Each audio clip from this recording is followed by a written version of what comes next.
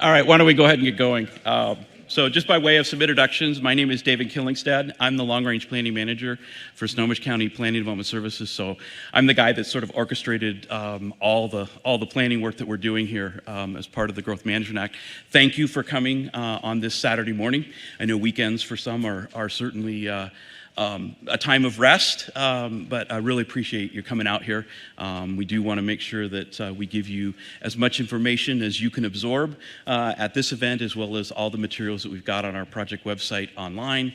And we do encourage you to continue to participate in this process. We've got Planning Commission hearings that'll be starting on October 24th, and we'll have a county council process that will kick off next year as maybe about a year from now, we might be seeing council actions and adoptions of these plans. So we've got two presentations for you. The first presentation will be about our draft environmental impact statement. So this is a very large document that analyzes the environmental impacts of three alternatives.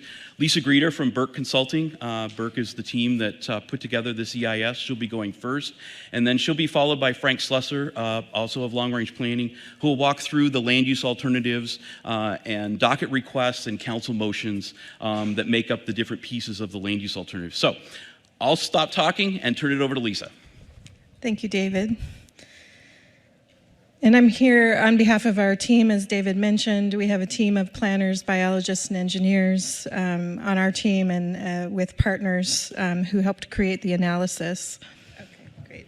All right, it takes a village, and now we are here. As David mentioned, this is the second of two open houses, and there are other opportunities to participate. Our goal here, as David mentioned, is to share some of the findings of the draft environmental impact statement and learn opportunities to provide comments. The draft environmental impact statement is out for a 45-day review, so at the end we'll have some information about where to provide comments. We also have that same kind of information in the open house chamber. So I'm going to cover a bit of background on the environmental impact statement and lightly cover the land use alternatives, because Frank is going to spend more time on those, and give you a summary of some of the environmental findings, and again, how to provide comments. So in terms of the background, the county is planning for 20 years forward, from 2024 to 2044, and trying to grow in a way that is resilient, vibrant, and inclusive. The county as a whole is expected to add over 300,000 people, and that would be in the cities and the county. And within the county, the unincorporated areas would take about a third of that. And this presents some opportunities, certainly, as well as some challenges. The county is planning across a number of topics that are required in the Growth Management Act: land use, transportation, parks, housing, capital facilities, natural environment, economic development, as well as climate change and resiliency. And you'll see in the other room a table basically for each of the major elements that the county is studying. So an environmental impact statement is meant to be an informational document and process that provides information that looks at the implications of the different growth alternatives and allows a way for members of the public, agencies, and tribes to weigh in on the environmental impacts and mitigation measures. And it's out for 45 days for comment. And then after that comment period, we will review those comments and provide responses in a final environmental impact statement. We are generally in the middle of the process. The county started in fall 2021 with what's called a scoping period, which is asking the public, agencies, and tribes to weigh in on what topics should be covered in the environmental impact statement and sharing their views on the alternatives to be studied. At the same time, the county was doing its work with the comprehensive plan and asking the community to envision the future over the next 20 years and what you wanted to see in your plan for the future. Then we got to work in studying and evaluating those alternatives, and the county worked on the elements of the comprehensive plan in parallel. And so now we're here in the fall of 2023 with both a draft plan and a draft environmental impact statement. Then the Planning Commission is going to spend some time reviewing the draft plan and the EIS and coming up with a preferred alternative. That's what gets evaluated in that final environmental impact statement, and then the County Council will take up the Planning Commission recommendations. And the county, just like the county and other cities, need to be completed by the end of 2024. So I'll give a little bit of context for the alternatives. The county's role is to plan consistent with the state and regional goals, regional plans like Vision 2050.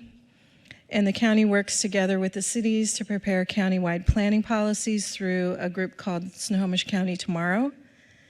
The county also is responsible for allocating growth, that would be population, housing, and job growth over the next 20 years. They do so in coordination with the cities, and they started with an initial set of growth targets. And then after the county and cities do their own planning, they come back together to reconcile and make sure everything is consistent. The county is also responsible for setting urban growth area boundaries and then manages within the unincorporated area the land use and growth and investments in transportation and parks and other things in the unincorporated urban and rural areas.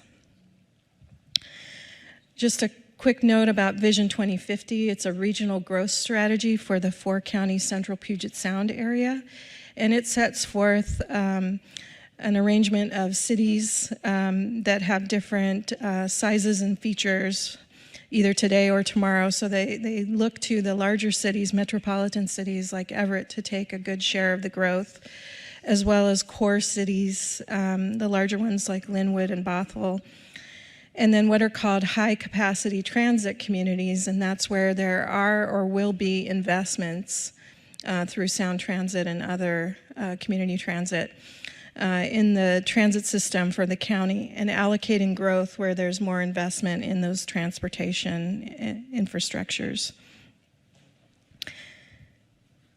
And so the county allocates growth that is consistent with that regional vision.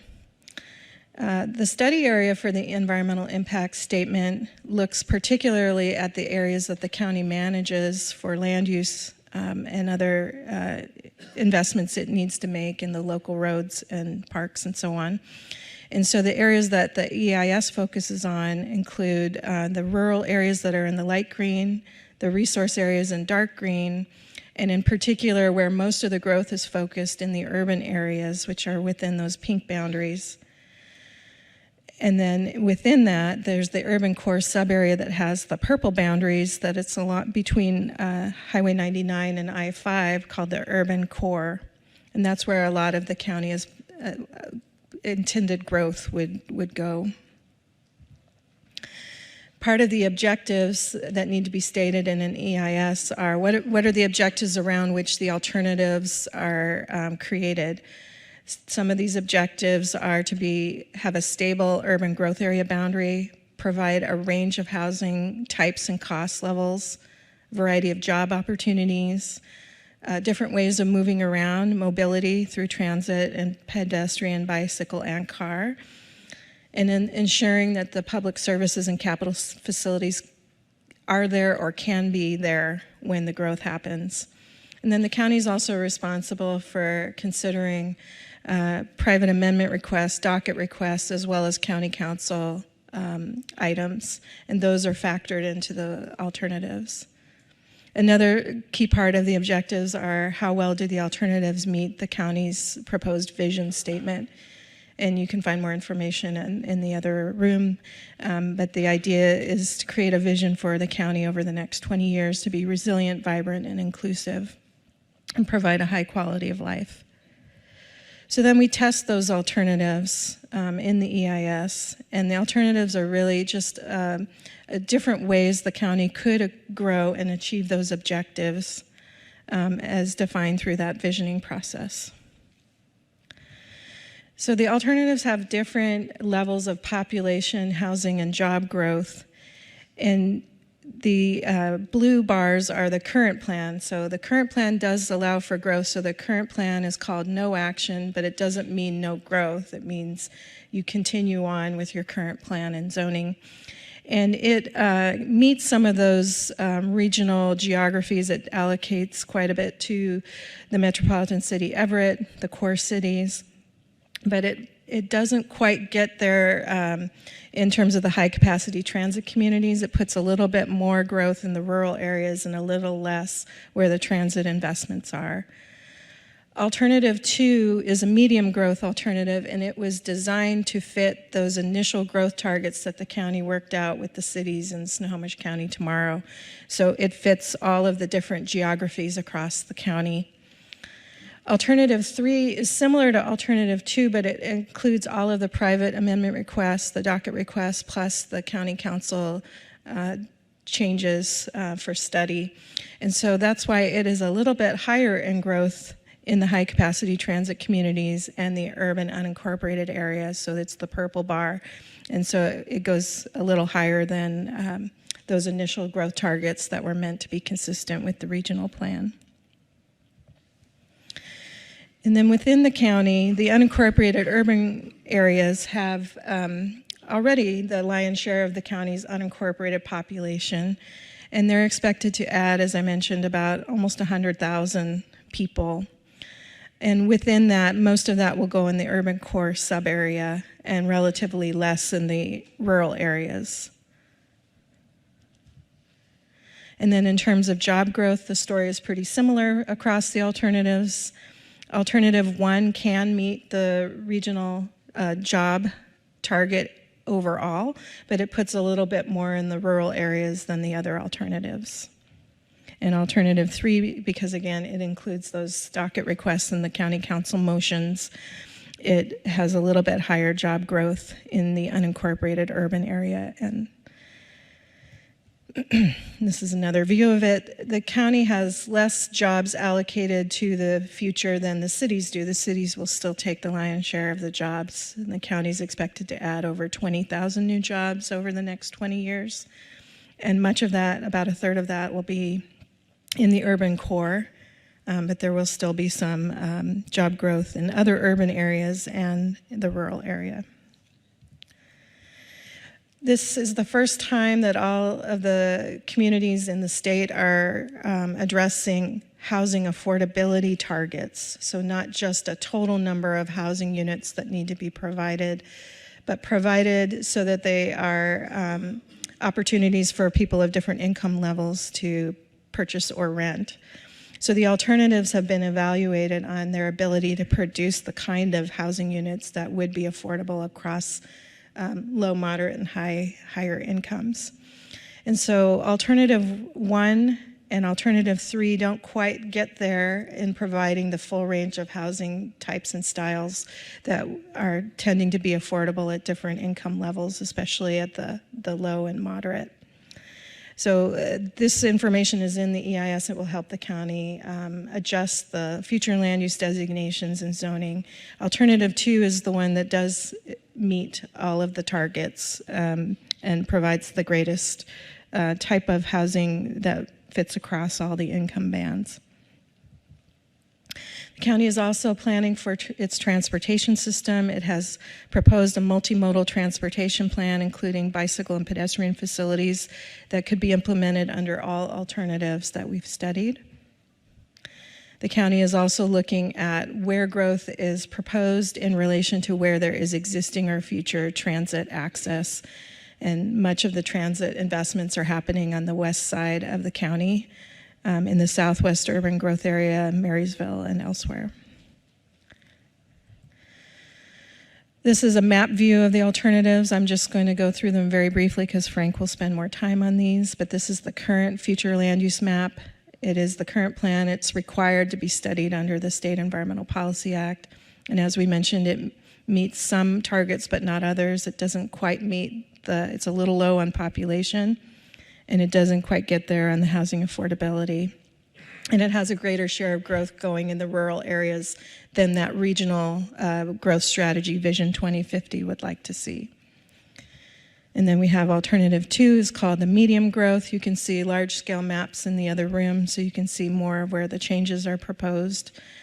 It does have a few of the dockets and council motions, but it's largely increasing densities within the current urban boundaries. And it does meet all of the targets and reduces the rural share of growth. And then alternative 3 is the higher growth alternative. It has all of the dockets and all of the council motions. It is our upper bookend for consideration, and it exceeds some of the targets, and it doesn't quite get there in terms of housing affordability. And again, the county will be developing a preferred alternative based on the comments from the community and also looking at the results of the environmental impact statement. And it is expected to be within the range of the alternatives that have been studied, and it would be evaluated in that final environmental impact statement next year, and responses to the comments would be part of that document as well. So I'll cover some high-level findings, but first just to give you an overview of how the document is structured. It's got a fact sheet. We do have copies of the fact sheet in the other room. Then it has a summary and an overview of the alternatives. Those are highlighted chapters because they might be the easiest ones to read, and then identify what you're most interested in, and then you can go and look in the deeper analysis in chapter 3 at any particular topic. So if you're really interested in the natural environment or water resources or transportation, you can read the overall summary and then go to those more specific sections of chapter 3. But a wide range of natural and built environment topics are covered. The county also took a closer look at equity and climate in this EIS. The state passed a new requirement for a climate change and resiliency element with a focus on addressing the needs of communities that have been burdened in the past, such as through pollution or other things.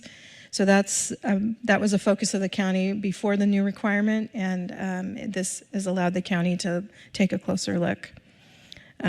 What are the conditions today? What are the consequences to the community of making these changes in the alternatives in terms of their ability to help address equity and climate change and adaptation?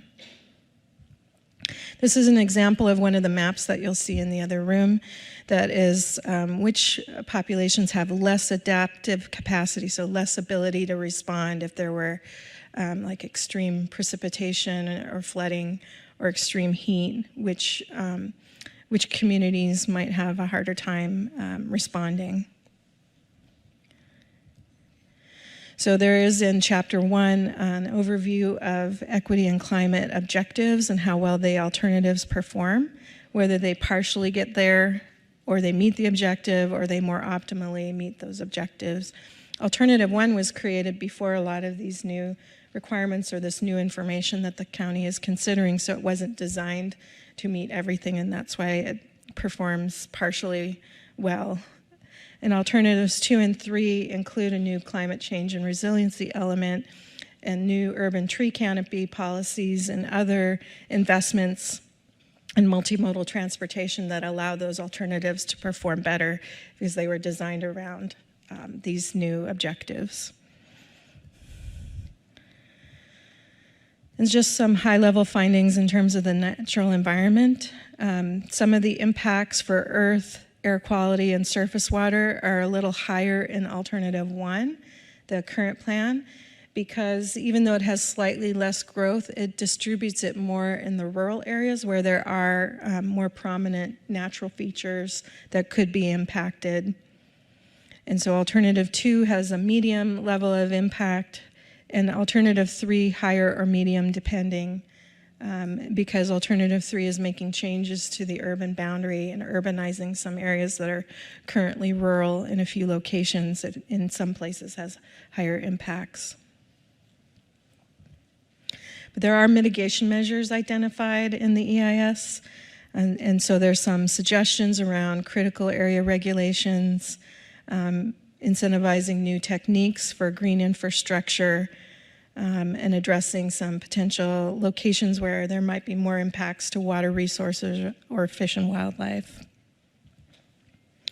And then in terms of the built environment, in terms of land use and plans and policies or population and housing, Alternative 1 doesn't perform as well because it wasn't designed around the new growth targets, but it doesn't quite get there in all respects. And that's why it has a higher degree of incompatibility. And then alternatives 2 and 3 perform a bit better because they were designed around those new targets. In some places, alternative 3 does not perform quite as well. It has higher impact because it is making some of those conversions from rural to urban that are less favored in the regional strategy and the Growth Management Act goals. There are mitigation measures, again, for the built environment around different ways to amend the alternatives or to address some of the impacts that could happen if the alternatives were implemented. And then similarly for public services and transportation, Alternative 1 sometimes has lower impacts because it has lower growth, and some of the demand for services are driven off how many people or housing or jobs. So in some cases it performs better with utilities or services, and in some cases alternatives 2 and 3 perform better against the standards or against what is expected to happen with energy. For example, there's more energy conservation, the more compact growth, or the locations near transit allow fewer trips, and so they can perform better. And again, there's mitigation measures for each of our topics, and I'll highlight on the next slide some of what's being considered for transportation. Wherever there were potential exceedances of the county's standards of service on roads, the EIS does identify some mitigation measures and tests those. And for the most part, in all but one location, it looks like there's some solutions for the impacts. There's one place at SR2 that has an impact that would be difficult to mitigate, but you can take a closer look at those maps where the county is proposing some investments to address those exceedances of levels of service. So I believe we're at a point, David, where we could take a pause before we get into Frank's presentation. Sure. We are going to return to the open house after the presentations, but I know oftentimes in these settings people do like to ask questions. So if there is a question or two, I know this gentleman over here had his hand up earlier. So what's the current population? You said 300,000 we're going to add over the next 20 years. What's the current population? Oh, would you mind using the microphone? Oh. Yeah, sorry. I'm getting a cue from the producer over here. So you mentioned that the population of Snohomish County will rise by 300,000. 300,000 over the next 20 years. What's the current population? We're just a little around 800,000. Around 800,000. Around 800,000. So it's going to go up by almost a third. Yeah. And then you mentioned that there were you're applying for 20,000 new jobs in Snohomish County, but you're going to add 300,000 people. Now some of those will be kids. We probably won't make all of them work. But in terms of the adults and stuff, are you assuming all are going to go into Seattle or somewhere else when they're working? How does that work? The 20,000 new jobs is just in the unincorporated areas. Most of the job growth is planned for the cities. Okay. So the comparison for population would be the county's taking about 96,000 new people and 20,000 new jobs just in the unincorporated areas. Okay. The infrastructure is more there, and more of the jobs are already located in the cities. So most of the new job growth is going there. Can I ask one more question? Go ahead. Okay. So I know right around me, I live around Martha Lake. Tons of houses are going up, really expensive houses. I'm the slum in the neighborhood now. But there must have been a ton of money coming into Snohomish County from all those land sales and the increased tax revenue for the houses. And so how is that distribution going in terms of money? I know, for instance, the parks haven't gotten an increase in budget for like 10 years. So if you could just sort of elaborate on where the money is going and how it's distributed. Yeah, no, it's a fair question. We certainly have seen times over the last decade or going back 2 decades when we've had a lot of growth. And I'm not an expert on the, I'm not the assessor, I'm not the treasurer, but just generally speaking, the typical sources for county revenues are sales tax, property tax, real estate excise taxes. Those are kind of the 3 primary buckets from which funding comes from. One thing to keep in mind is that those funds are also funds for cities and for the state. So the assessor and the treasurer's office have a great graphic on their webpage that takes a dollar bill and slices it up and shows you how much of that goes to schools, how much goes to the fire district, how much goes to the state. The actual county portion of your property taxes in unincorporated areas is actually fairly small. It's a very small sliver.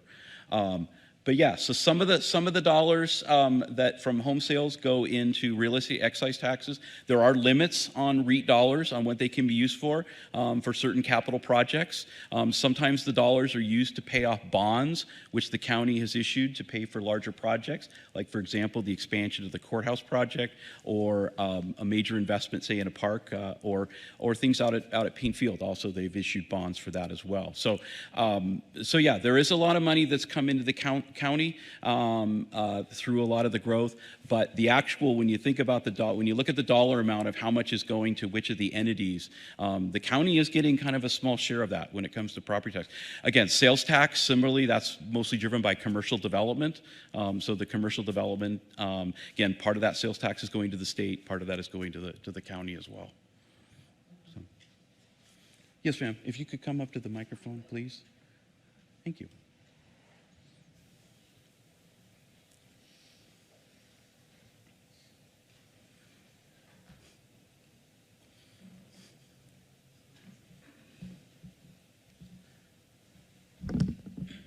We live on 178th Street, which is a boundary line of one of the suburban, I don't know what you call it, suburban core area or something like that. Yeah, the urban core. Yes. Yes.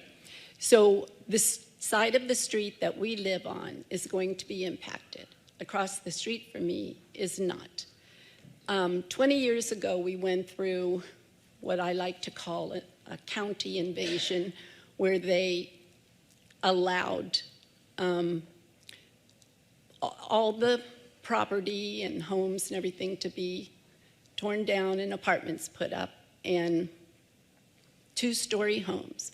We're surrounded on 3 sides of our Rambler by 2-story homes on postage stamp lots. Now, what I understood from talking to people in there, they probably were rezoned for 7,200 square feet, which is what they said. This alternative 1 medium density would be a 7,200, and I think apartments and things.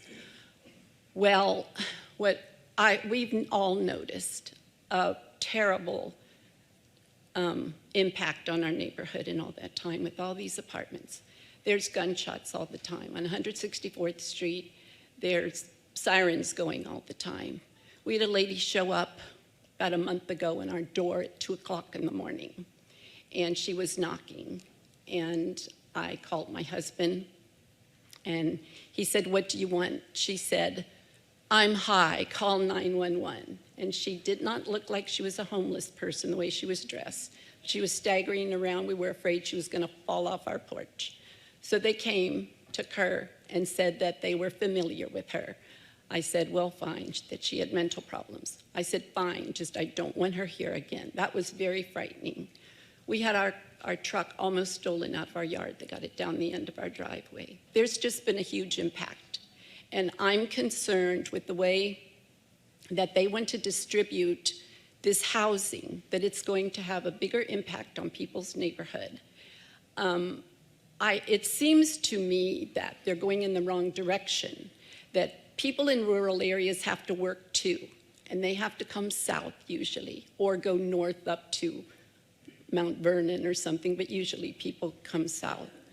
And if they could distribute the growth along I-5 going up the freeway, and make little like you say, people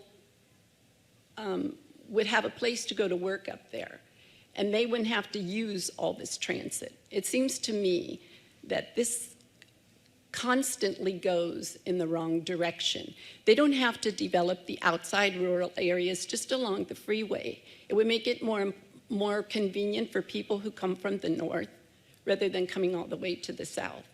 And I just can't see people with children using transit. If something happens at school, you want to be there for your child. You don't want to leave your car at home and be marooned and wait on transit to get to your child. People like their cars, and they want to drive their cars. And I don't think that a lot of people are going to be using this transit. I guess if you make it so inconvenient that it bottlenecks everything and you can't move, but that seems to me to be the direction that the county always goes in. And I hear this from people all over the place. They don't like what's happening to our area. And that's all I have to say. Okay, thank you. Appreciate that. I'll get you in just a second back there, sir, if you want to walk up. I'm not going to sugarcoat it. The challenges that we all face are not easily solved. The goals that we have to balance under the Growth Management Act are just that. We have to balance everything. And there's not easy decisions that we have to make in planning for the population that we're looking at in the future. Some of those are certainly guided by the comprehensive plan, but there are other pieces from an implementation standpoint that we have to look at as well. And we have to establish partnerships with folks in our human services group department that work with the homelessness, work with trying to find solutions to some of the challenges that some people in the society face with mental illness and stuff like that. We work with some of the implementation is through the sheriff's office as well. So there are, the comp plan is one facet that's just a framework and a guide, certainly, but there's a lot of other parts of the puzzle that work together in order to implement that vision. And as I said, there are a lot of challenges. As we move forward in time and population continues to grow, we certainly recognize that those challenges become much harder to solve. Yes, sir. Well, for one thing, where are we going to get enough water for the people that you want to add to the county? We don't have enough now. People are already being asked to conserve water in areas. And as you keep taking out more and more of the tree canopy and everything else in all these undeveloped areas and allowing, I mean, just where I live, they've taken 10,000 trees out in the last 10 years. Okay, so where's the water coming from? And how are you going to treat the sewage? So I'll kind of take the two parts there on the water. The majority of Snohomish County residents get their water from the city of Everett. I think city serves about 80% of its customers, of the customers here in the county. Everett, based on my knowledge, has an adequate supply of water for a very long time. Everett is blessed with a location for their reservoirs at Lake Chaplin and Lake Spada in a part of the Cascades that has that tends to have an above average amount of rainfall and snowpack. Yes, climate change is certainly impacting that and will impact that going forward. But based on the work that we've been doing in putting together a capital plan and utility plan for this update, Everett has assured us that for the next 20 years they have enough water. Sewage, similar thing. The county isn't in the water business. The county's not in the sewer business. We rely on cities and we rely on special districts. Alderwood Water and Wastewater District is the largest public water and wastewater district in the state and serves much of the Southwest UGA. We've been working with them on this plan. We've talked to them. We've shared our population numbers. They have assured us that they have the capacity to serve the growth, as have others. Does that mean that there won't be investments in their system in the future? Certainly. They'll be needing to extend lines. They may need to, that part of why they're saying is that may include some capacity upgrades for some of the plants. But part of what we have to do under the Growth Management Act is assure that for the next 20 years that we can demonstrate for all of our utilities that we can serve them, that they can serve. That's a condition in the Growth Management. If we can't, then what the Act says is we have to look at we have to change either our level of service, we have to find revenue, or we have to adjust the land use. And the challenge with balancing that is, as Lisa's slide showed, we have a lot more people expected to come here over the next 20 years. I wish I could say that, you know, the fact that everybody believes that it rains in Washington would deter people from coming, but clearly it hasn't. Because I can go back over the last 50 years and show you a population chart that shows it climbing. So rain all the time. We have a lot of people moving into Washington still. I'm born and raised in Marysville, so I'm a Washingtonian. I don't tan, I rust. Sorry for the little sarcasm here. Just kind of lighten the mood. But no, yeah, it's a really good question, and that's part of what we go through in looking at Cal facilities planning is, do we have enough fire? Do we have enough water? What about our schools? All of these entities we've been working with over the past year plus as we've done this planning. I mean, we have elementary schools that are still in septic systems in the undeveloped areas where I live, and the last project you put in where they cut down probably about 5,000 trees, they had to raise the land 30 or 40 feet to get the sewage water to flow into an existing system. And now all this expanded area that you're going to allow high development in is below that, and going down, you know, to small creeks and stuff. And for those areas where the UGA is being expanded, that Frank will go into a little more detail on here, yeah, that's part of it. Part of what's included in the environmental impact statement is what are the impacts of expanding those on our utility systems. Yes, that may require much more infrastructure like lift stations because of gravity flow and things like that. But you always rely on the developers that come in, they buy up the property, then they try to figure out a wastewater solution. Whereas opposed, if you're saying these areas are going to be developed, then you should have these solutions in place and say, this is what we're going to do and this is how it will work. Good point. And it might be worth saying too that the county is updating its policies around urban tree canopy and its code. So that is part of what's being evaluated here. Yeah, but I mean, you're making these undeveloped areas, you're into them, they're getting so small they won't be able to sustain themselves. And you're dealing with just, it's almost too late, actually. It's. Yes, sir. And we'll take one more, and then we're going to move on to the next. Oh, I'm sorry, ma'am. I didn't see you there. Why don't you go? No, sir. Go ahead. You come up. Yeah. Oh, I didn't realize. So, sorry, I didn't realize there was a queue. We do have another presentation. I do want to make sure we get Understood, and I'll try to keep my questions brief here. And again, I appreciate the difficulties that the Planning Commission has had in putting these alternatives together. So what I want to understand for myself and for all of the people who have attended the previous open house and the open house today, with respect to these alternatives, obviously there's this comment period going on. You stand a little bit. Sorry. Obviously this comment period is going on through September 23rd. And I want to maximize the potential impact of my comment as well as my neighbors, since we are in a development that is proposed for infill. So what I want to understand is when the county or when the Planning Commission and all the affected and contributing bodies take a look at all these comments, is there any chance that alternatives 1, 2, and 3 will be fine-tuned to reflect the comments that have been received? Or will the preferred alternative simply be one of the 3 that we currently see in the draft EIS, and that is what will be forwarded to the County Council? So very good question. The answer is both. I mean, both scenarios are plausible. The Planning Commission could just outright pick one of the alternatives. They could also pick and choose within those alternatives. They could mix and match the components. That's the flexibility that you have. Through the EIS process, we've tried to create wide enough bookends such that the Planning Commission and ultimately the council has some latitude where on that spectrum of alternative 1 to alternative 3 can they land for changes to zoning. Outside the bookends, particularly outside of alternative 3, that's where the challenge becomes because we haven't looked at those impacts. And that may require more time in order to complete that. But yes, within those bookends, there is flexibility for the Planning Commission to say, yeah, we like alternative 2, but we also want to add this. Or we like alternative 3, but we want to subtract this. So that is something that they will, as part of the deliberations at their meetings in November, that's the flexibility that they'll have.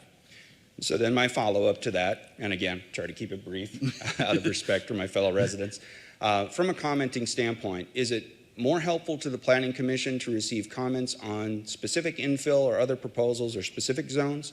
Or is the county more interested, or the Planning Commission more interested in seeing comments on the 3 alternatives at a holistic level, or both?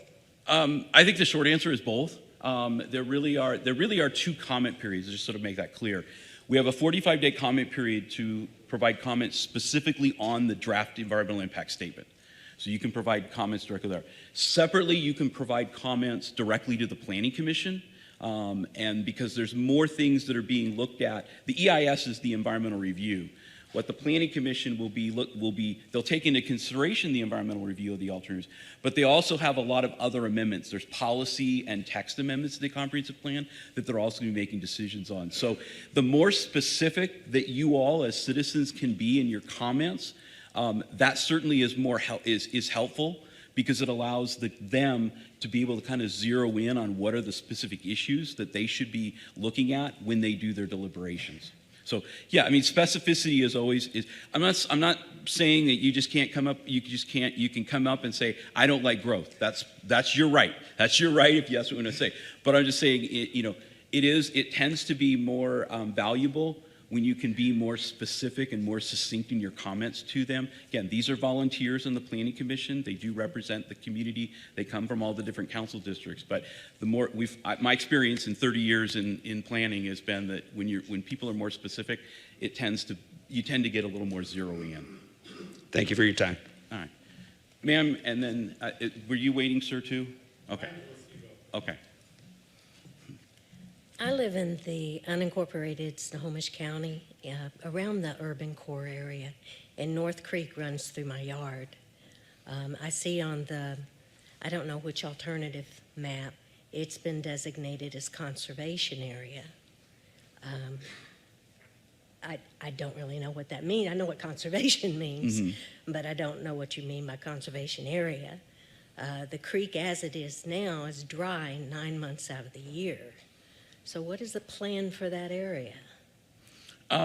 Without seeing the exact map that you were referring to on conservation, the county does have regulations governing critical areas, including it's streams. It's right by the transit station, the other side, the east side of 5. So off of 160, off of 128. 128th. We have I'm just thinking we have an open space. We have a public use and institutional designation over McCullum Park, and we have It'd be north of McCullum. North of McCullum Park.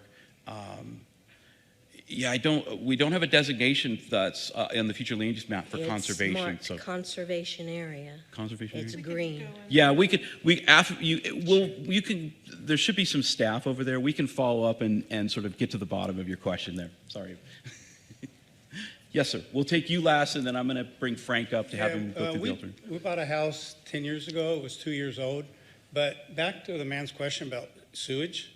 We paid it off early, but there was a 15-year sewage assessment for King County on houses in unincorporated Everett. I have an Everett address. I mean, right now, you're dumping it into King County. Are they going to be able to handle all this excess sewage you're dumping? As I said, okay, you're going to address that. The other thing is our cul-de-sac has 21 houses, but the catch is it's off of Russell Way here. On your original map, you have the 99 dot right on my cul-de-sac, but you're not even showing that. I went through the computer of the man in the lobby there, and you're not even showing it on the thing, but it's right in the blue swipe where you're doing all these changes. Now, my wife was really good about talking to one of your people out there. Gave him his card. She's going to email him our address so we can tell the people on our cul-de-sac what's going on, but you're not even showing it on your blue swap map because it's 12 years old. So when people are talking about growth and stuff, you're not showing some of the stuff that was built in the last 10 years on your maps. So I'm just saying that, you know what I mean? Yes, well, so the maps that we're showing in there are the alternatives where there are colors, and Frank will show this in his presentation as well, where there are colors that pop out. Those are the areas that are changing. If the color isn't highlighted, if an area isn't highlighted, that means it's not changing. So it's staying as it is, exists today. It's a medium density growth when we bought the house on your old map. Yeah. But now it's all on the blue where you're doing. Oh, your for the mixed use changes. corridor. Yeah. That's where you're changing all that growth. So I'm just trying to say that, your maps aren't updated from the last 10 years. Your sewage you're dumping it into King County. I know we all have, once in a while, the gas company has to have natural gas. They must boost the lines, so that, in the middle of the winter for us. But it's just, back to the man's question about the sewage and all the other stuff, it just makes you think, we're behind the ball right now with it. I mean, are we going to catch up? No, I mean, it's a fair question. And as I said to the other gentleman, the county isn't in the sewer business. We do have to take our cue from the districts that provide it. Yes, it may seem strange, but yes, King County has trunk lines. Brightwater Sewage Treatment Plant is located in unincorporated county out at Brightwater, or out at Malpe. And so there are lines there are parts of King County's system that do service Snohomish County. Again, we're relying on those districts to identify whether or not they have the capacity based on the numbers that we're telling them. So that's, and as I said, we've been talking to them for almost 2 years to make sure that when we say in our plan that they have capacity, that we're all on the up and up. Because you're absolutely right. I mean, infrastructure is very critical, and without that, then there are some consequences that we then have to go back and relook at land use or look at our level of adjusting our level of service to account for a part of this that just has a deficiency. Okay, thank you so much. Okay, so one more, and then and we'll have time after Frank's presentation as well. Well, thank you. I'm concerned about an area just north of 178th and east of I-5. The changes proposed are changing from urban low density to urban medium density and changing from R9600 to R7200. In the past 20 years as R9600, there has not been a single development in our area that has actually been developed under R9600. They've all been generally R7200 and pretty much automatic rezoning down to that. With urban medium density zoning and R7200, the next lower zoning category is UDMR, or LDMR, low density multi-resident, which means apartments. And this particular area has large lots. There are 1 acre lots down adjacent to I-5. There are lots that people actually still own a horse. And with this change, it would allow a 1 acre lot to be sold, an apartment building with 20 units built on it right adjacent to two fairly rural large lots. This is not preserving the quality of life for our residents. Zoning is meant to gradually move changes from high density or low density to high density, not in one fell swoop from a 1 acre lot to a 10-unit apartment building. So I don't believe that it is proper for that particular area to be changed from urban low density to urban medium density. Because of the lack of services, there's no stormwater system, there's no sanitary water system in that area. The topography of the steep hill makes it almost impossible to put in. And this area should continue to be urban low density instead of urban medium density, or we're going to have apartments immediately. Thank you. Yeah, thank you. Thank you for the comment, and certainly you're welcome to pass that along to the Planning Commission. I'm going to move us on. Some of what we've talked about here in the questions will be answered in Frank's presentation here. He's going to get into some of the details about the alternatives in zoning and some of the reasons why we chose one over the other. So we'll get the presentation up. Again, I do appreciate your patience here. And as I said, if you do need to step out, we do have the open house still going on across the hall here. All right, Frank, you ready?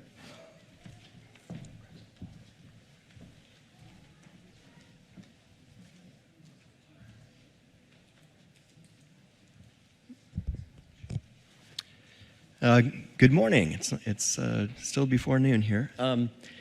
So I'm going to give a presentation here, and it says it's for Planning Commission on September 12th, because I wanted to make sure that I shared the same presentation with you all today that we shared at our earlier open house on September 12th. A lot of the slides are going to address you as if you are the Planning Commission, but I just wanted to make sure you got the same information, but I will probably be describing things a little bit differently than I would have when I was speaking to the Planning Commission. Just to introduce myself, I'm Frank Slusser. I'm a senior planner with Snohomish County Long Range Planning, and I'm here to give you an informational briefing on the future land use maps and the zoning alternatives, as well as the docket requests from the public for the 2024 update.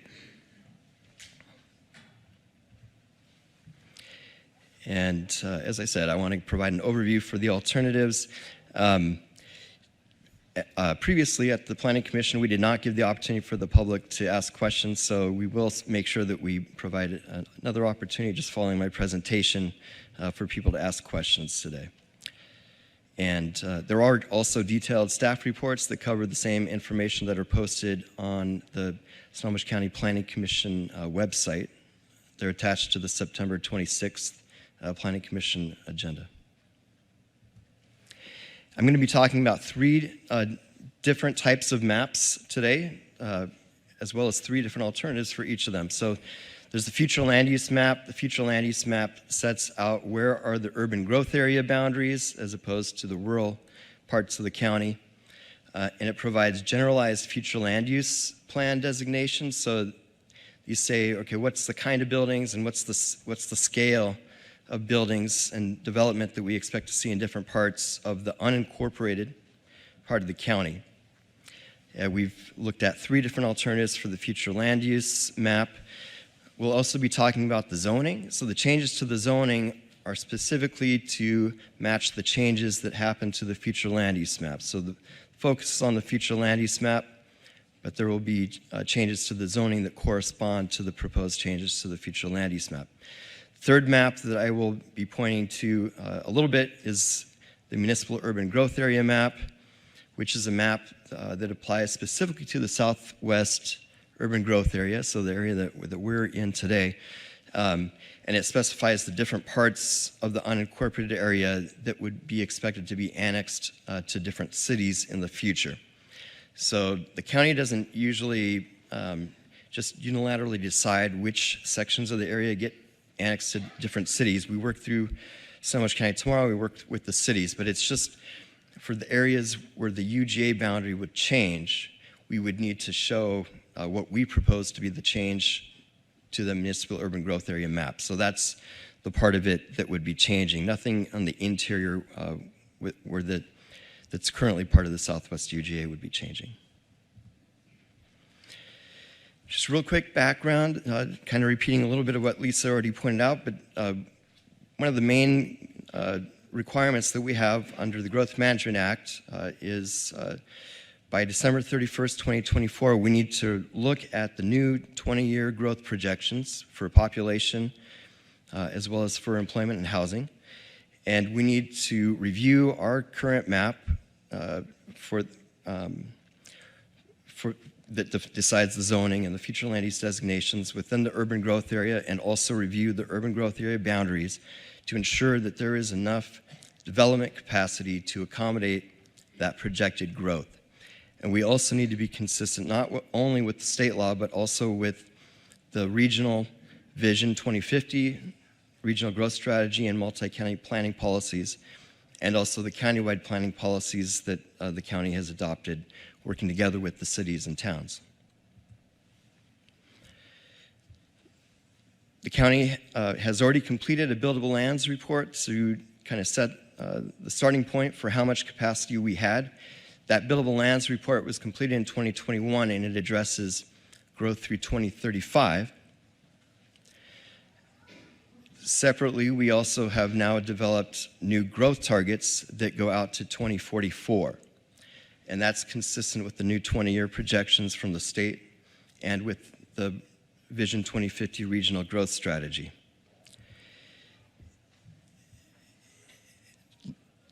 in Lisa's presentation, she talked about the regional growth strategy and how it has the regional geographies. So there's metropolitan cities, core cities, then there's the high capacity transit communities.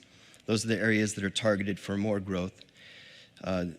The other parts of the county are either part of the cities and towns, regional geography, the urban unincorporated areas, regional geography, or the rural or resource regional geographies. In comparing our 2035 capacity to our new 2044 targets, we do see that the unincorporated areas that are part of the high capacity transit community, so that's the areas associated with the Bothell Municipal Urban Growth Area, the Edmonds, the Everett, the Linwood, where we are right now, the Mill Creek, Mukilteo, and the Larchway overlap, which is in both the Mill Creek and the Linwood MUGA, and that includes that area that's just east of I-5. And all of those areas have a shortfall of capacity in looking and comparing the buildable lands 2035 capacity to the new 2044 targets. And in most of those, other than the Edmonds MUGA, there are very large deficits, very large shortfalls in capacity relative to those targets. So we have a responsibility under state law to create much more development capacity within those locations. In looking at creating more development capacity, there's a few different things that we look at. So the very first thing is to recalibrate our capacity estimates to add that additional 9 years into the planning period. An important thing about the buildable lands report that it goes out to 2035 is that the light rail stations at 164th Ash Way, at the Mariner Station at 128th, and the potential station at Airport Road, they're all in the unincorporated part of our county. Those light rail stations will not be open by 2035, so there was no impacts of those light rail stations factored into the buildable lands capacity. We did factor it in for Linwood and for Mount Lake Terrace, but with that 9 years of additional planning period that we need to plan for, there is also significant assumptions about new redevelopment at higher densities that would be occurring even if our current zoning was to be held in place. So that's one source of capacity to help address that shortfall, those large shortfalls that I was talking about. The second step is to look at what we can do to rezone within the existing urban growth area or to change our regulations to allow more capacity within the existing UGA. And under GMA, under the Vision 2050, and under our countywide planning policies, the goal is to find as much capacity as we can by rezoning within the existing urban growth area. And then as a last resort, we can review the urban growth area boundaries and see if it makes sense to change the urban growth area boundaries to add capacity that way. So now I'll talk about the alternatives. There's three alternatives. Alternative one is a no action alternative. That's the existing plans. It's a lower growth alternative because there's not enough capacity to accommodate our growth targets, but it is actually a higher growth alternative for the rural area because we expect much more growth in the rural area if we do not change our plans. Alternative two is a medium growth alternative with the focus on high capacity transit communities, those regional geographies that I described before with the MUGAs around Linwood, Everett, Bothell, those high capacity transit communities and looking at focusing growth around the future light rail stations, and then looking at opportunities where there's currently urban low density residential, where there's the ability to create capacity by rezoning to medium density residential. And alternative two also includes minor urban growth area adjustments. Alternative three is a higher growth alternative. It builds off of many of the changes that are included in alternative two, but it also adds those urban growth area expansions that were requested either by the public through our docket process or that were initiated by the county council, which asked us to study those as part of the EIS. So those are all included in alternative three. First, real quickly, I'll speak to the no action alternative. This is, I know that it's really hard to see this at this scale, but these maps are available in the other rooms. So even though I'm showing up here, you can't really see them. You can go across the way when I'm done and you can look at them in person. This is the no action, so this is just showing what our current map shows. You can kind of tell by the color scheme. So the greens and the dark greens, those are the areas that are outside of the urban growth area that are either rural, residential, agricultural, or forest areas. And then you have the areas inside of the urban growth area, which is defined by a magenta line. And within those areas, there is the more neutral tones that are the more low density residential areas. And then as you get to the darker colors, those areas are for higher density or for commercial uses.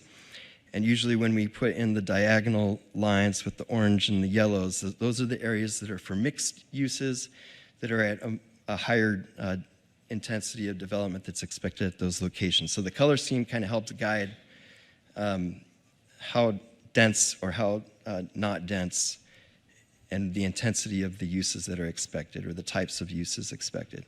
So this is our current future land use map. This is our current zoning. Colors kind of correspond, but with the zoning, there's a lot more detail. So there's more different kinds of zoning than there are future land use designations. And then on the right-hand side of this map is that municipal urban growth area map. This is the current version of it, and it just shows with the different colors which city the different parts of that of the Southwest UGA are associated with the different cities. Again, alternative one is just our existing maps. We do not expect that our adopted growth targets would be able to fit in with the no action alternative, and it would likely not meet the requirements of state law or the regional or countywide planning policies. Alternative two. So let's talk about the components of alternative two, and then I'll go into more detail on each of these. So alternative two is a combination of ideas that come from our proposed urban core sub-area plan. It comes from a review of opportunities for rezones within the unincorporated areas in the Southwest UJ, the high-capacity transit communities. Some of the public requests through the docket process are included in alternative two. There is one council-initiated UGA expansion that's included in alternative two, and then there are some technical amendments that are real small, but I'll speak to those in a moment. This is that urban core sub-area plan. So this specifically, let's see if this, oops, I didn't want to do that.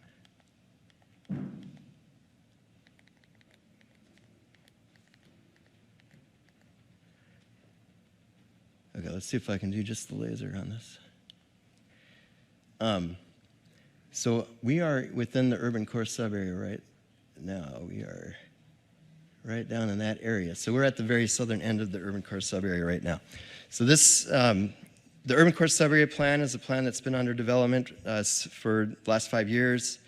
There's been extensive public outreach at different phases of that project, including detailed planning for the station areas around Airport Road and 99 and at the Mariner Station at 128th and at the Ashway Station area at 164th, which is close to here. And there were also surveys about the different types of development that people would like to see within the urban core sub-area. And there's been outreach to the different cities that are around the area and different agencies that would be serving that area with transit.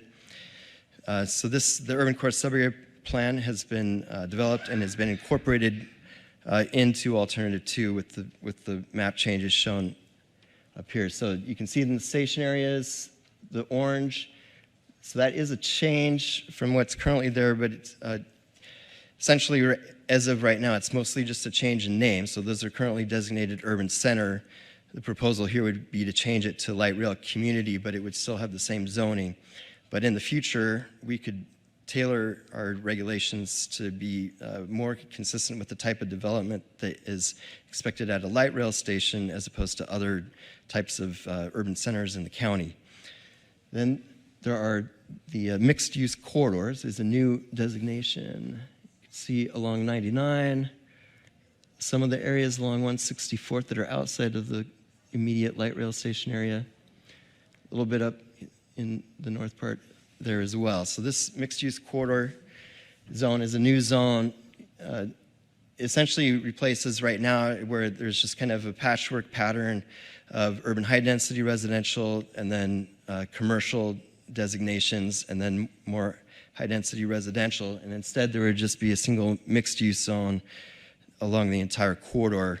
These are areas that are served by bus rapid transit and in the future would be coordinated to with the high-capacity transit, with the light rail stations, and allow that variety of uses that are consistent with that high-capacity transit. And as some of the people have spoken to, there is the proposal that, especially on the east side of I-5, all the existing urban low-density residential that's within the urban core sub-area is proposed to be redesignated to urban medium. So urban low-density residential is usually single-family houses with R7200 zoning. Occasionally you get something a little bit different or a smaller lot size.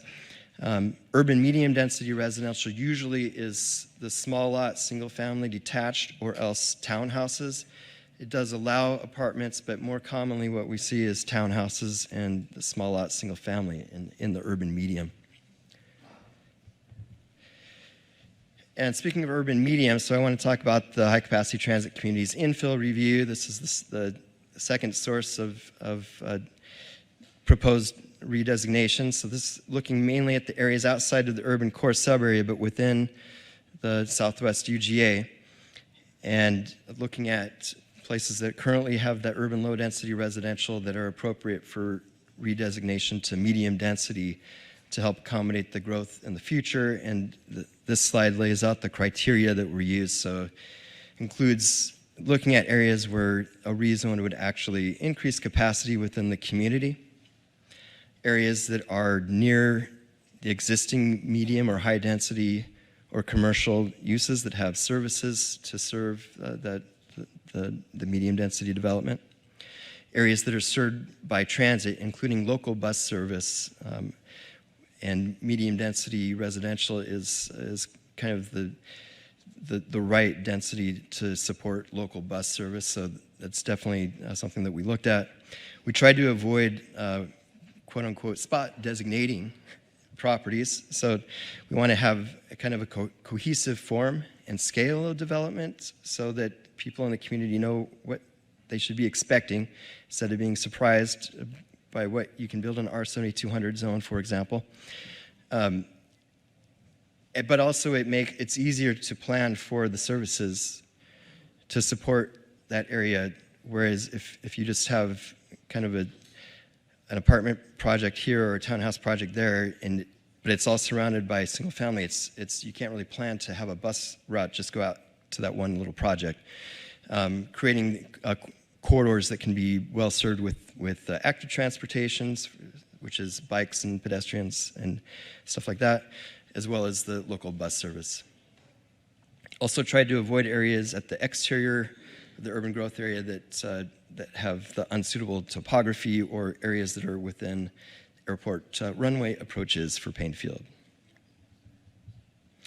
So this is just an example that I wanted to show you how the criteria work. So here, the dark brown areas are the areas, so we're looking at the part of the county that's just south of where we are right now. It's south of the intersection of I-5 with 405 and the area east of 405. So the dark brown areas that you can see are the areas proposed for change from urban low density to urban medium. There's a couple more over here.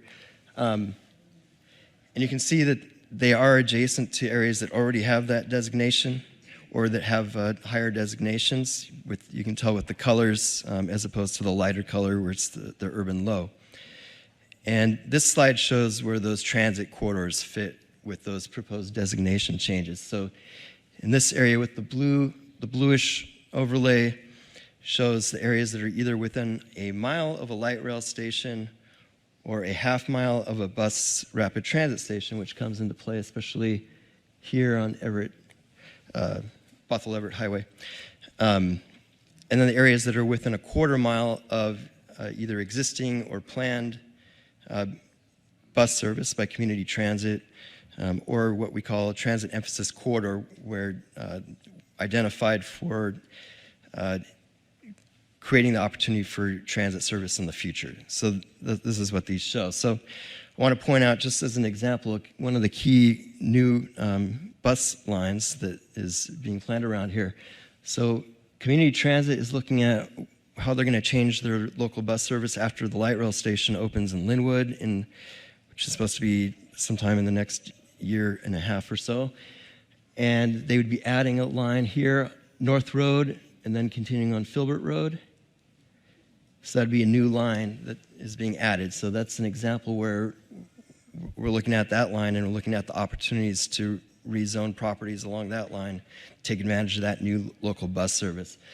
Down here, there's already existing bus service here, so we're looking at opportunities to rezone properties in that area to take advantage of that bus service there. So this is just an example of how those criteria were applied. I'm going to skip the docket because I'm going to come back to the docket at the end of my presentation, but just real quick, Alternative 2 includes one of the council-initiated UGA expansions.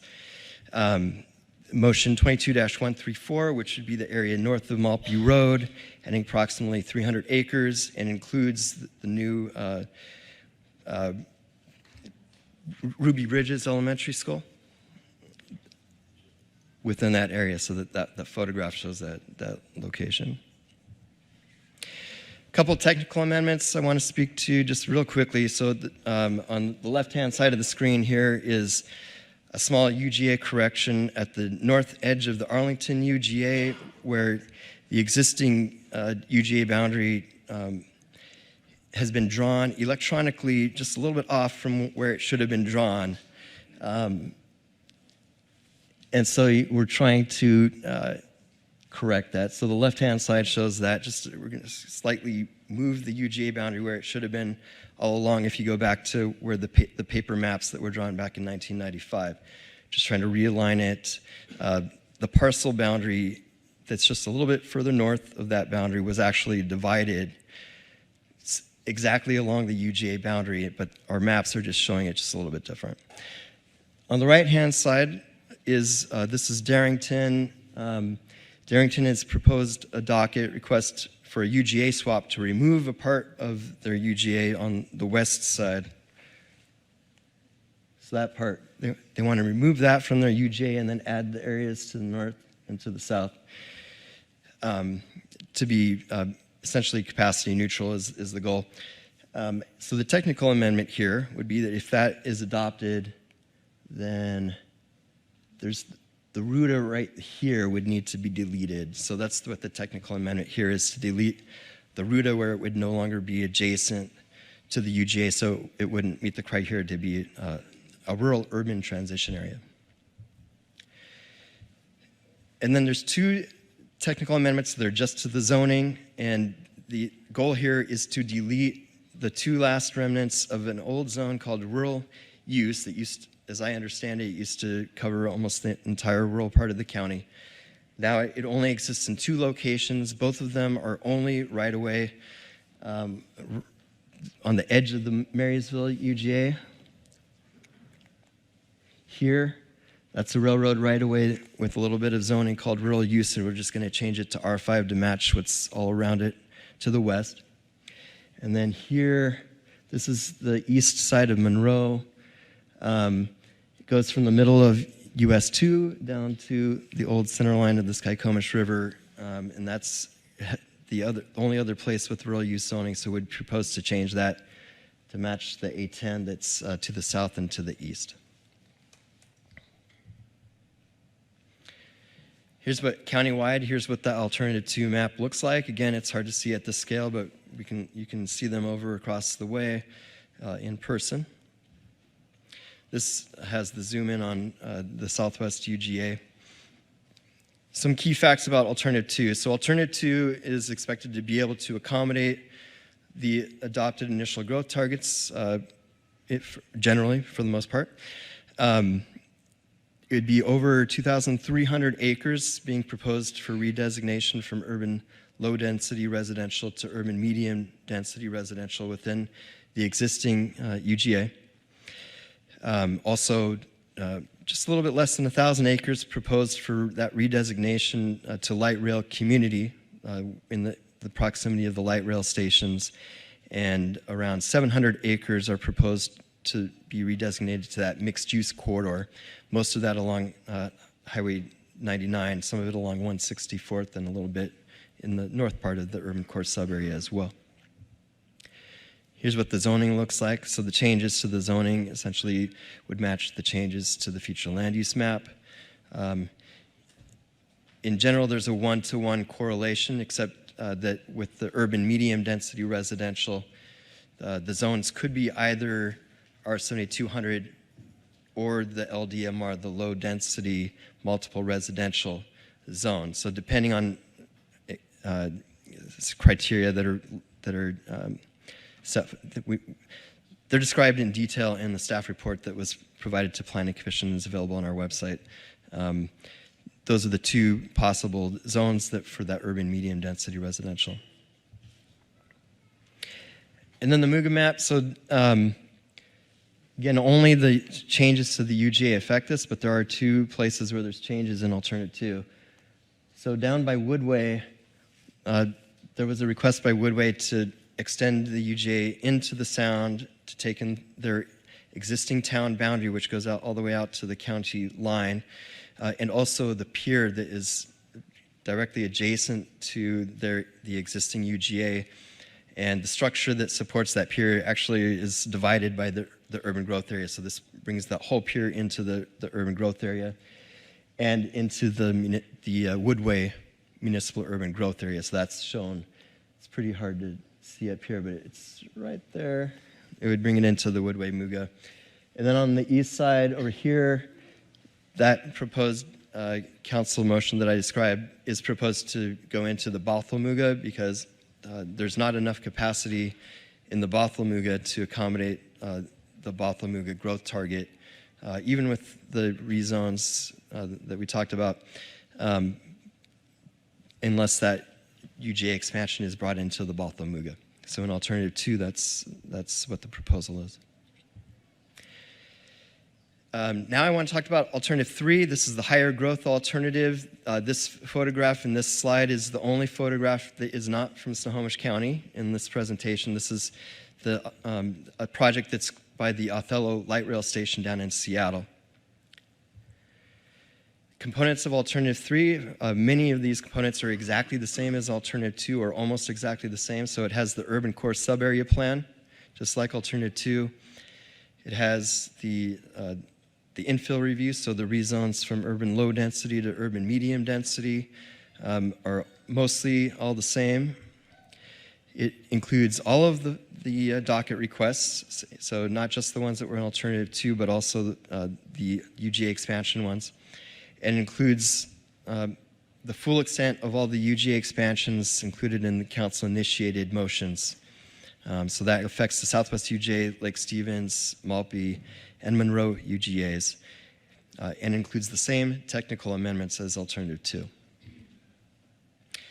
So I'm not going to go into detail again on the things that are the same as Alternative 2, but to just real quickly on the council-initiated amendments. So in Alternative 2, there was an amendment that just brought 300 acres in. Alternative 3 brings in closer to 800 acres into the Southwest UGA on the east side of the UGA.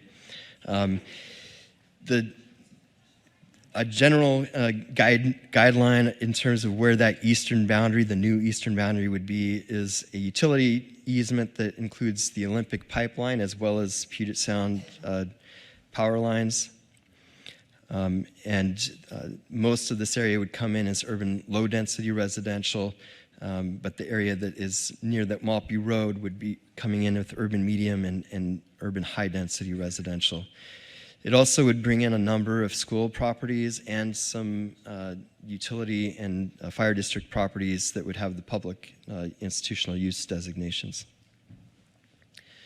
For Lake Stevens, there are 3 areas that are proposed. They're not connected together, but for a total of just over 300 acres, 216 acres at the west side of Lake Stevens UGA, east of Sunnyside Boulevard, for urban low-density residential. Along State Route 9, bringing in 11 acres. That includes the State Route 9 right-of-way. And that would be for commercial uses that are essentially to recognize the existing commercial uses in that area. And then on the east side, near the Lake Stevens landfill site, there's a proposal to bring in 86 acres for a combination of public institutional use as well as some urban low-density residential. And for the Maltby UGA, there is a proposal to bring in 255 acres, plus additional right-of-way in it, beyond that. And a lot of this is for public institutional use.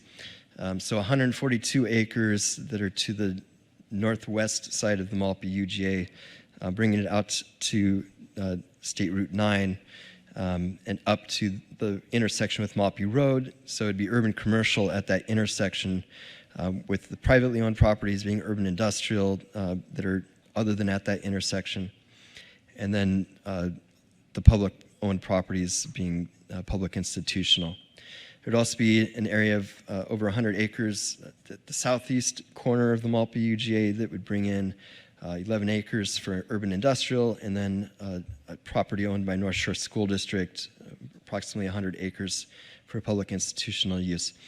And on the west side of the Maltby UGA, there's a proposal for just under an acre that would take it would basically eliminate a little notch that is currently rural, but that is mostly urban industrial around it. And I believe the UGA boundary splits a building at that location, so there's a proposal to bring that in. And at the Monroe UGA, there is a proposal for 68 acres at the west side of the urban growth area to come in for urban low-density residential use. So this is alternative 3 countywide. Again, this is a map you can see in person on the other side. Just real quickly point out some of these locations. So we have the Darrington proposal up here. There's a proposal, this is a dock proposal for Marysville UGA. The council motions for Lake Stevens on the 3 sides there. Monroe, that's the one I just talked about. There's also a docket proposal right there. Southwest UGA, this is the council motion that would bring in over a little under 800 acres at this location. And then the Maltby is here, and it's there and there. It mostly looks blue up there because of all the public institutional use. Some facts about alternative 3. So again, just like alternative 2, same number of acres going from urban low density to urban medium density in the Southwest UGA. Same number of acres for light rail communities, designations near future light rail stations, and for the mixed use corridor. So the biggest difference is that there's over 1,000 acres proposed to come into UGAs for urban residential use. So that's a lot different than alternative 2, which has less than 300 acres of UGA expansion. There's the zoning. Again, it's to match with the future land use designations. And the MUGA map, so slightly different here. There we go. This area here would just come in as unclaimed gap area in alternative 3. Basically, that would be offset by just having a lower growth target for the Bothell MUGA in alternative 3, but having instead having growth associated with the unclaimed areas along that Southwest UGA expansion. So now I'm going to quickly talk about the final docket proposals. So there were a total of originally 10 proposals were placed on the final docket by the council last March, I should say March of 2022. One of those was withdrawn, so there were 9 docket proposals studied for the draft EIS. There's specific criteria that we reviewed those against, and we were required to forward recommendations to the Planning Commission. So those have been forwarded. And so the next 2 slides are going to be a table that shows what the recommendations are and the criteria. So the first slide, these are the 5 proposals that are outside of the Southwest UGA. The first one is Darrington, which was studied in both Alternative 2 and 3. Let me show you exactly how this is laid out. This tells you what the docket proposal is. This tells you the identifier of the docket proposal. This tells you what the proposal is. This tells you the location. And then these next columns tell you whether it meets the criteria or not that we had to review against in the code. This is the recommendation. And then the last 2 columns. Yeah, Ed, I recognize it is. It can be found on the website. So for the areas that are outside the Southwest UGA, the recommendations for all of these is to deny them. Within the Southwest UGA, there were 5 studied. Again, one was withdrawn, so that's it says NA all across. And in this case, there was a proposal for infill to redesignate 14 acres along Bothell Everett Highway from urban industrial to urban center. The recommendation on that is to approve. There was a proposal to allow increased height limits along Highway 99, and the recommendation is to approve. A proposal to expand the UGA near Strum Road and east of Sunset Road. The recommendation is to deny. And then the Southwest 17 proposal for the town of Woodway to add basically their existing town and the Deepwater Pier, and the recommendation there is to approve that. So I'm just about done. So public participation, we did have extensive outreach for the urban core sub-area. The docket proposal process is a public process started in 2020 and is undergoing that process right now with the recommendations to Planning Commission. For the infill review and the other map changes, there's the opportunity right now for comment. There's a comment period through October 23rd, and then a hearing by the Planning Commission on October 24th. And so that's the opportunity for the public to comment there. After the Planning Commission makes a recommendation, it will be forwarded to the County Council, and there's additional public process in 2024 by the County Council. We did mail out nearly 40,000 postcard notices, and I know that many of the people here today received some of those notices, so that's a large number of people notified about the Planning Commission hearing in October. And next steps, I kind of covered this, but the Planning Commission will be determining a recommended alternative out of those 3 alternatives in November based on the public comments that we received right now or through the hearing on October 24th. And after that, the recommendation will be forwarded to the Council for consideration in 2024.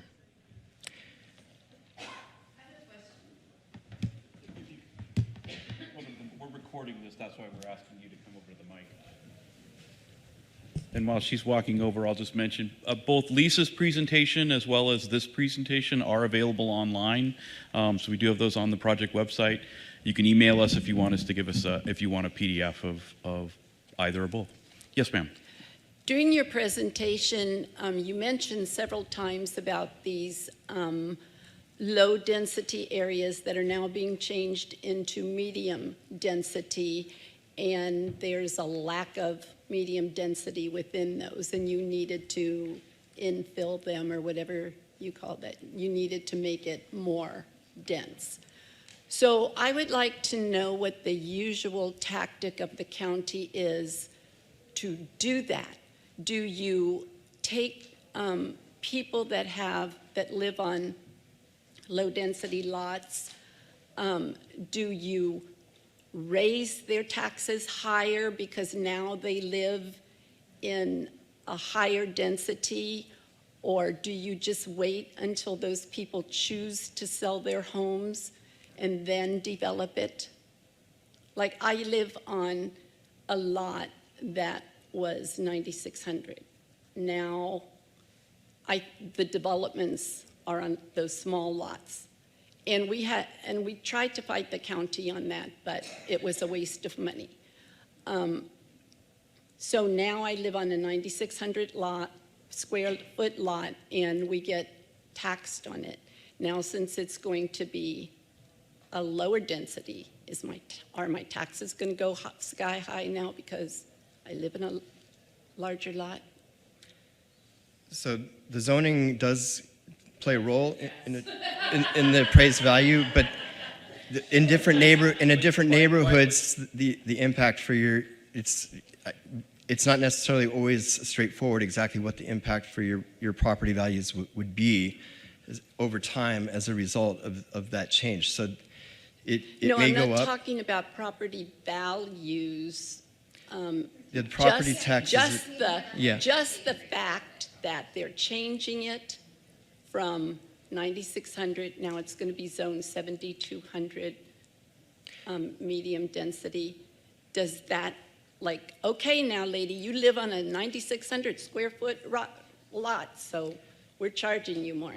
So the zoning is a factor in determining the property value. So your taxes change in proportion to your property value. So it could be different in different locations.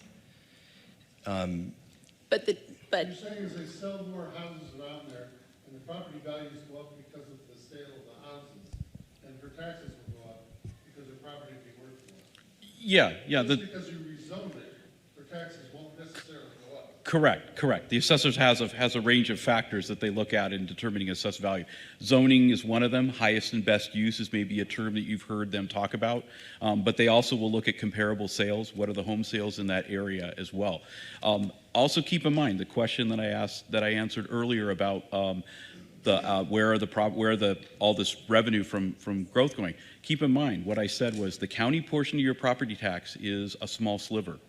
Decisions that you choose as voters on levies and measures for school districts, that's part of your property tax. Decisions you make about fire service, if you're in an area that then offers a levy, again, that's part of your property tax. The state makes changes as well. So there are a variety of factors that ultimately impact what the bill you get. Zoning is one of those, but there are other decisions, some of which you control. You can vote for a school measure, or you cannot vote for a school measure. And they will affect your property, ultimately what your property is taxed at. Yeah, that part I understand. My question was specifically because they rezoned it, and I'm not doing anything different with it. It shouldn't make my property value go up because now there's 7,600 square feet around me, and that is of less value. So it seems it should devalue because the surroundings aren't as pleasant. So does rezoning cause the county to recalculate your taxes based on that alone?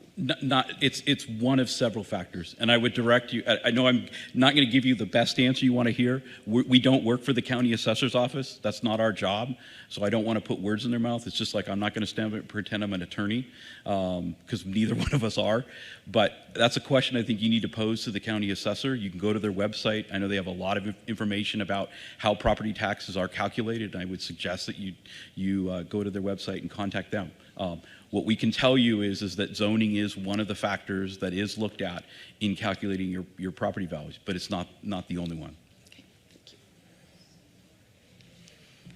My mine's somewhat related to that, and I realize now that you might not be the right person to answer this, but maybe you can point me in the right direction. My concerns are about my property values. Yeah, if you could just pull the Sorry. microphone down just a little bit. Sorry, I'm there you quite go. short. My concern is about my property value, and if my property gets zoned from low density to medium density. Do you know if there are any studies of similar areas, or you could point me in the direction, where we can see the change in property values as compared to properties that have not changed their zoning? That's a really good question. I'm sure that there are. I'm sure that you know anything is possible when you Google it. Yeah, I, off the top of my head, I can't think of anything locally, but I would venture to say that there probably are. There is some studies that have been done to look at changes over time as areas have increased in intensity or density. You know, particularly if you think about downtowns, for example, over time, or an area that went from, say, rural to urban. There's nothing that long-range planning has done on that topic. Yeah. So I don't want to say, but I think, yeah, I think if you Google that, you certainly might find some studies. Okay. I don't know if they would be to the Puget Sound region. Yeah. You know, because every housing market is different Yeah. in that sense. Okay, maybe I can also reach out to the county Yeah. assessor and see if Yeah, they might have I wish I had a better answer for you. No, that's okay. Yeah. Thank you. Yeah. Yes, ma'am. You had a real good slide that we could actually see that had 3 great big circles on it. Density over by Airport Road and Home Depot / Murder Street. And then the other one was a great big circle Yeah. where Ash Way and all of that stuff is. Yeah. And then the other, or 128th, the other one is right down there, 164th. Yes. Okay, the big circle with the lines that are not solid goes right through little old Martha Lake. So you're telling me with density, I could drop some pilings in Martha Lake and build a lake house? A floating home? No. Well, the line goes right through the lake. So, well, let me just set the context here. So that circle represents a half-mile radius from a potential light rail station location. So that's just the geographic, radius. The crosshatched is the area that would be changing to a new light rail communities designation. Again, coinciding with the planning for Sound Transit's expansion of light rail. We have environmental regulations that govern lakes that do place limits on just how much density. So just for the benefit of everybody, so you understand things, colors on the map and zoning is a big component of what you can do on your property. But there are a lot of other development regulations that the county has that also regulates development. We're required under state law to protect critical areas like lakes, streams, fish habitats, steep slopes. So we have some of the strongest critical area regulations in the United States, right here in Snohomish County, and that's a result of a lot of interest in wanting to protect the environment. So it's very difficult to fill wetlands, to reroute streams anymore under our regulations. We also have shoreline regulations. What are shorelines? They are certain things along Puget Sound, along certain lakes, and along certain streams. And those regulations also place limits on just how much density and development can occur. So even though the map may show that something along Martha Lake is going to urban medium density, there are other regulations that may override that and may limit just exactly how much can do. So that mean that you can put apartments around Martha Lake? No, because there are other regulations that would limit just how much density you can put along a lake. Hey, well then my next question is, what about this ADU action?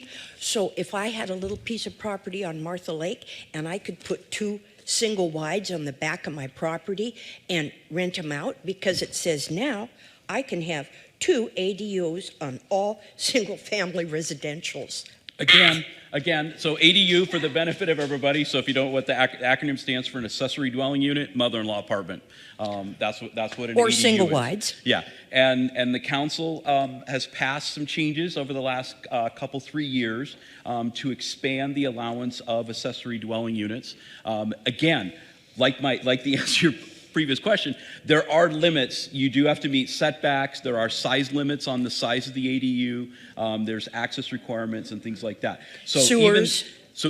and yes, there would be need to connect to sewers. So even, and public water as well. So even though the code may allow you up to 2 accessory dwelling units on a single-family lot, there are, again, other requirements that may say you can only get 1. You don't have enough land or you don't have a space for 2, but you do have enough for 1, or you don't have enough land or space for even 1.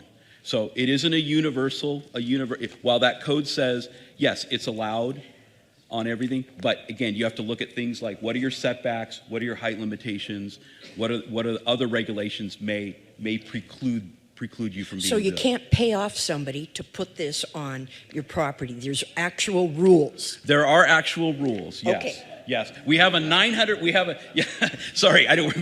The code that regulates development in Snohomish County is Title 30.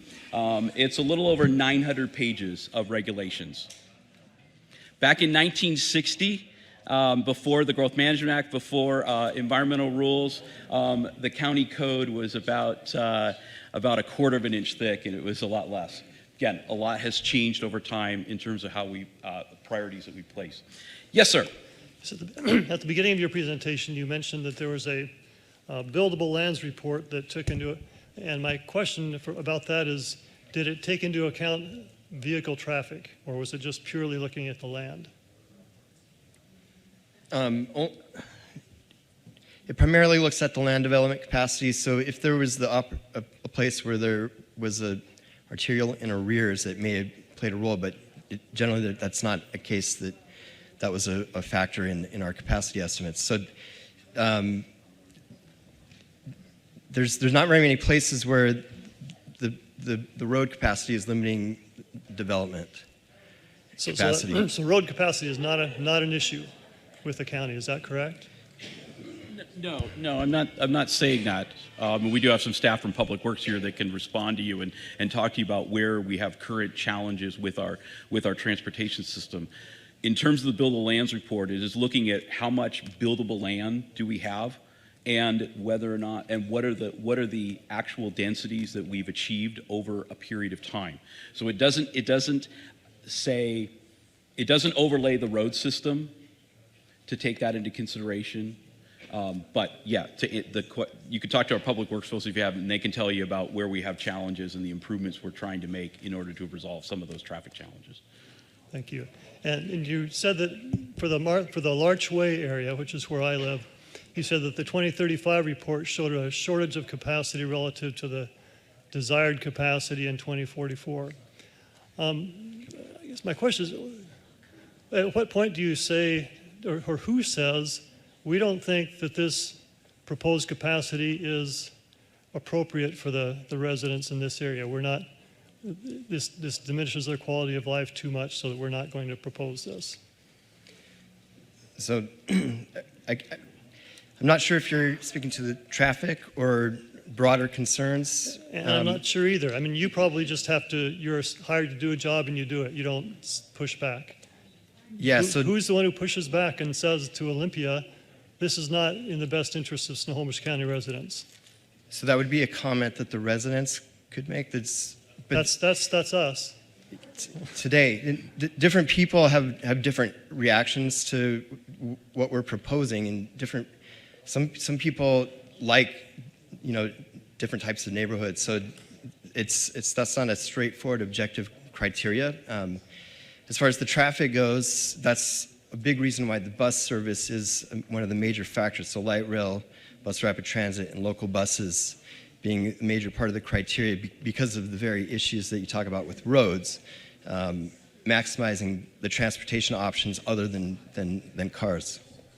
So at the end of the day, it's the county council that's going to be making final decisions. So you'll have an opportunity to provide that comment to the Planning Commission coming up here on October 24th, if you so choose, and then the council process next year. And the Planning Commission and the council do want to hear from folks on the plus side, on the minus side, relative to what we're proposing. A lot of what we're reacting to comes out of the Growth Management Act and the requirement that we plan for the next 20 years worth of population and employment growth. And that means making some tough decisions in trying to balance everything. And I certainly understand what you're talking about. Is there a way just to say no and stop all growth? Unfortunately not. Unfortunately, the Growth Management Act doesn't view it that way.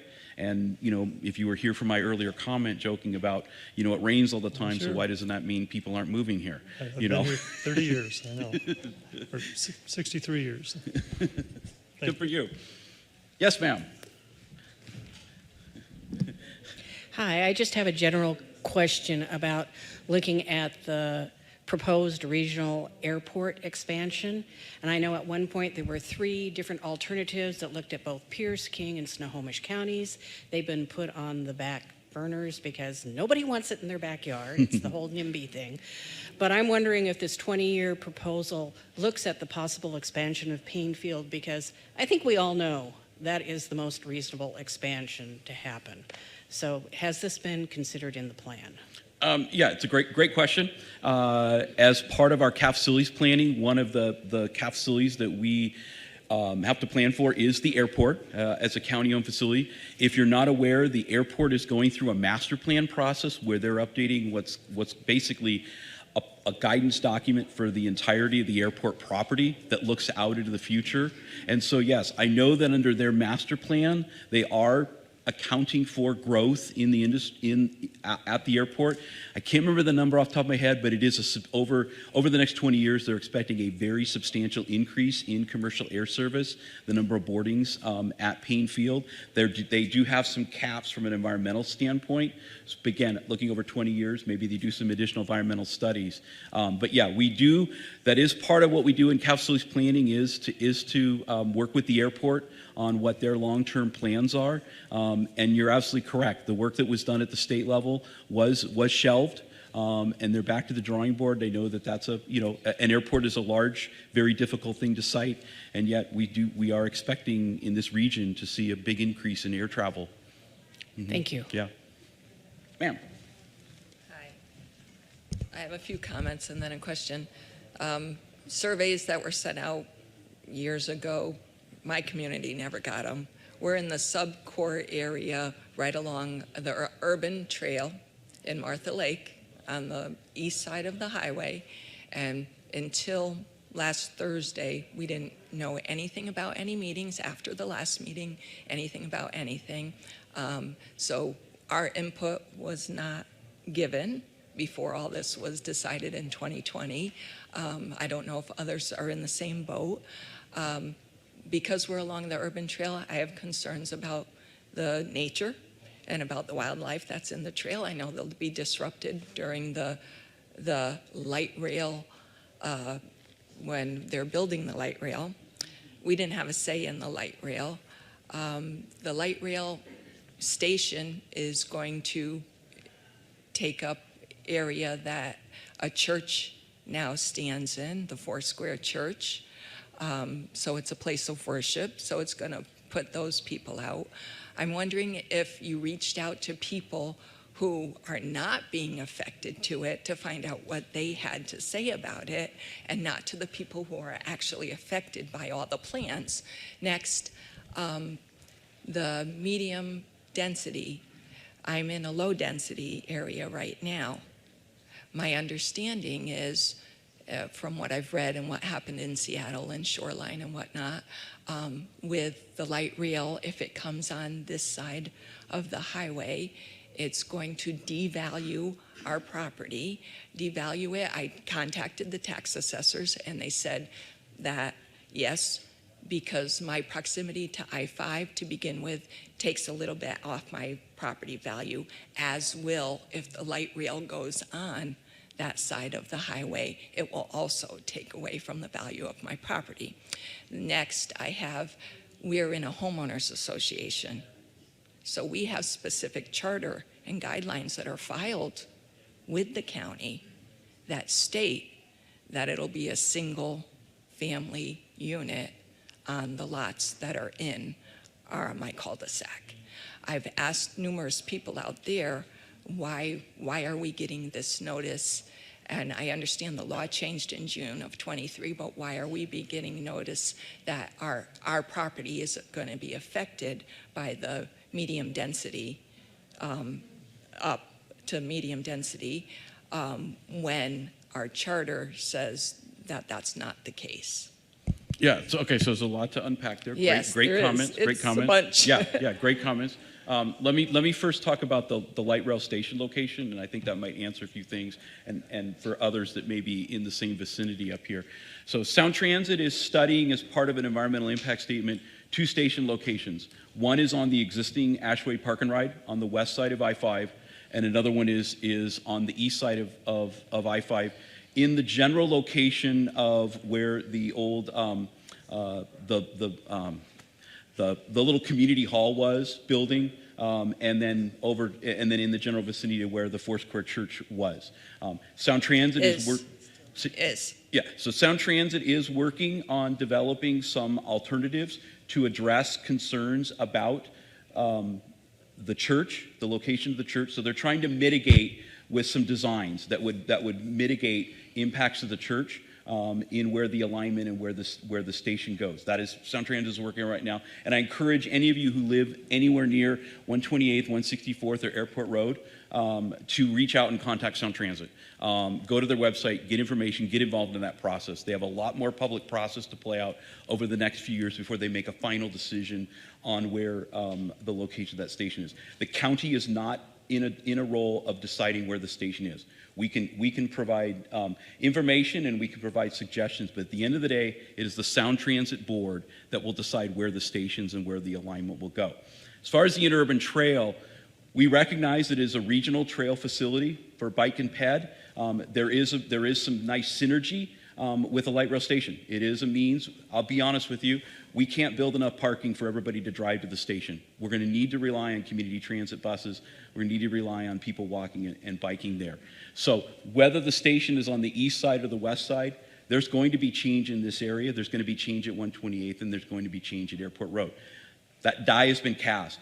The vote was taken in 2016. Sound Transit is making plans. They're doing the environmental analysis. Light rail may come to this area in 2037, and it's going to start service in a year from now in Linwood, which will be a big test to see what the reaction is. I know there was a comment earlier about people riding transit. The ridership numbers at Linwood are some of the highest in Sound Transit system. CT is planning to have a bus come through every 30 seconds to load and unload people at Linwood.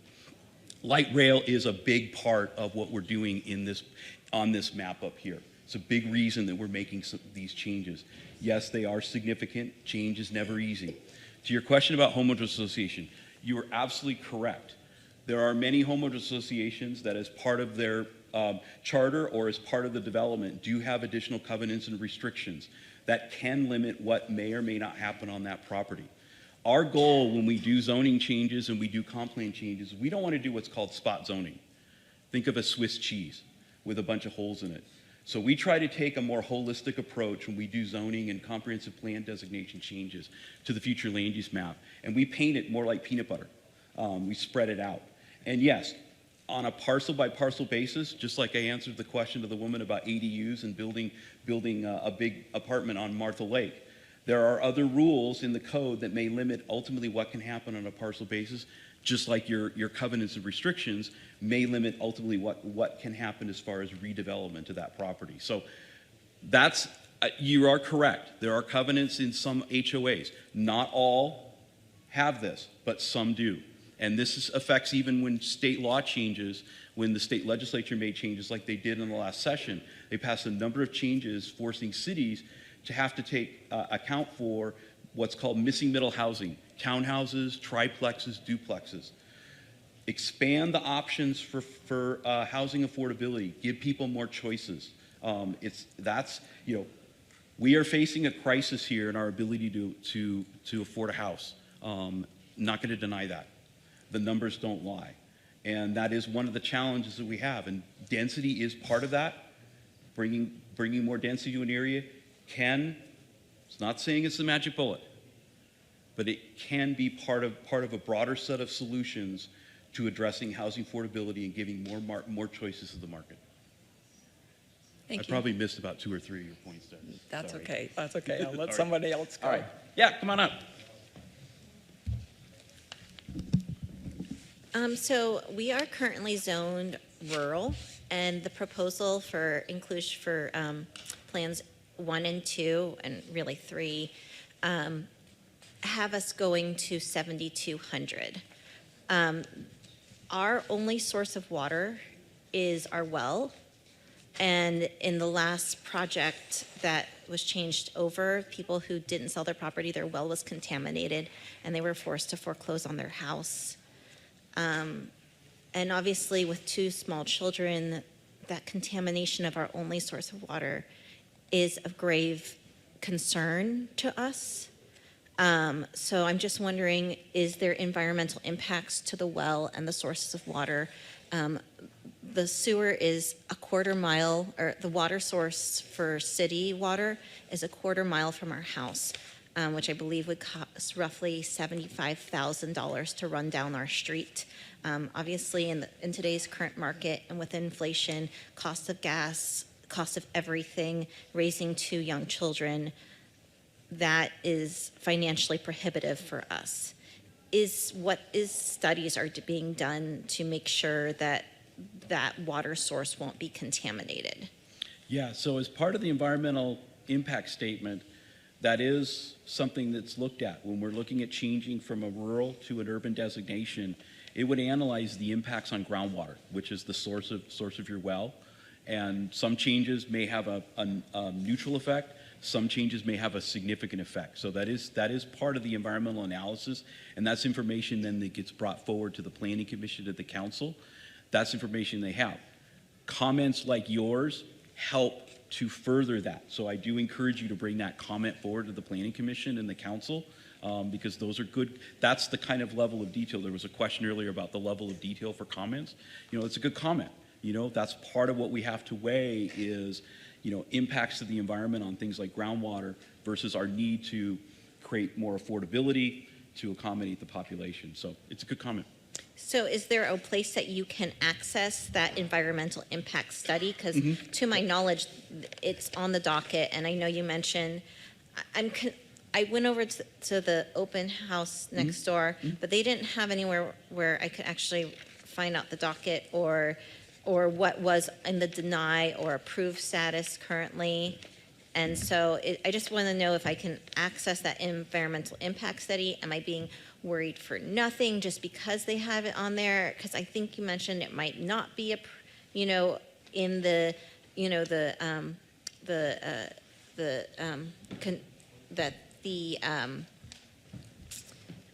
that the request will be, the recommendation, sorry, I couldn't think of the word. Recommendation will be in the recommend to approve or recommend to deny. So I guess I'm just wondering where I can access all of the the environmental impact study, as well as the docket of what will be what the recommendations to the council will be.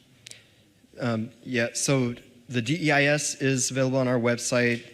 I'm sure you have a handout here today that has the information of how to find that. And if you go on the story map, then there's links to each of the parts of the DEIS. As far as the docket requests, those are available on our website.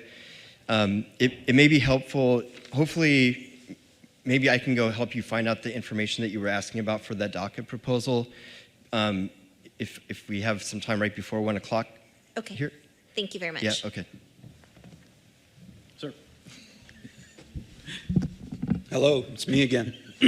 At a general level, as an engineer, I do my own kind of planning myself for my family and for my neighbors. What I want to understand or get a bigger feel, since this is the first time I've gone through a prospective infill proposal, I want to understand long-term if whichever of these alternatives gets recommended for the council, and assuming the council approves some level of growth. For those residents who are on these parcels that will be reclassified from ULDR to UMDR and presumably rezoned to R70, 200 or higher density, I've done a little bit of research, so I'm trying to understand the concept of non-conforming use. And basically, just for the benefit of everyone here, most of whom may already already know, but since this is my first time, I just want to make clear or understand that if this rezoning goes through for any affected resident, it doesn't mean that we're going to have to leave our homes the day after the zoning goes through. The non-conforming use is basically just means that the residence was legal at the time that it was developed or approved, but that it wouldn't conform to the new zoning. So what I'm trying to figure out, since I've got a daughter in high school, another daughter in middle school, and a son in elementary school, and I love the neighborhood that I've lived in for 23 years, and so have my 51 neighbors in the HOA, what is the practical timeline, expectation from like when a zoning process like this goes through to higher density housing? Do developers come in 5 to 10 years after the fact and kind of come up with a proposal and start trying to buy off landowners one by one? Does the county exercise any right of first refusal to control who the homeowners can sell to once a zoning change is made?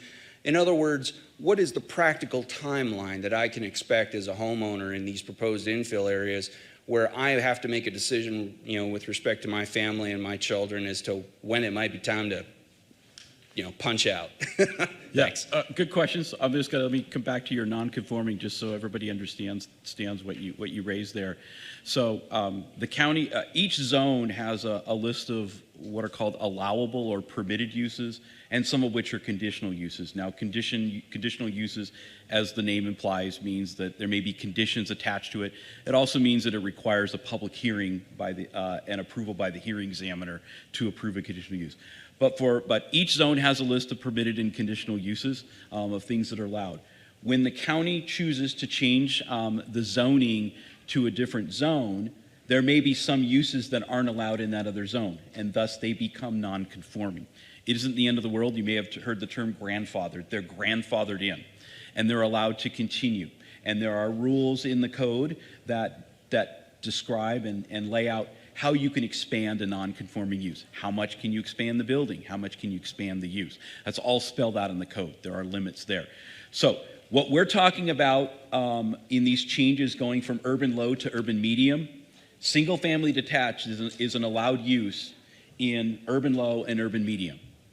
So there is no issue with that change with respect to your single-family home suddenly becoming a non-conforming use, because it's a use that's allowed in the zones that are attached to urban low and urban medium. Now, to the second part of your question about the practical side, and I can make a joke and say, gosh, if I knew the answer to that, if I had the crystal ball, wouldn't be here, kind of thing. But you're right. The reality is the market dictates. No, the county doesn't have some kind of first right of refusal of who you sell to.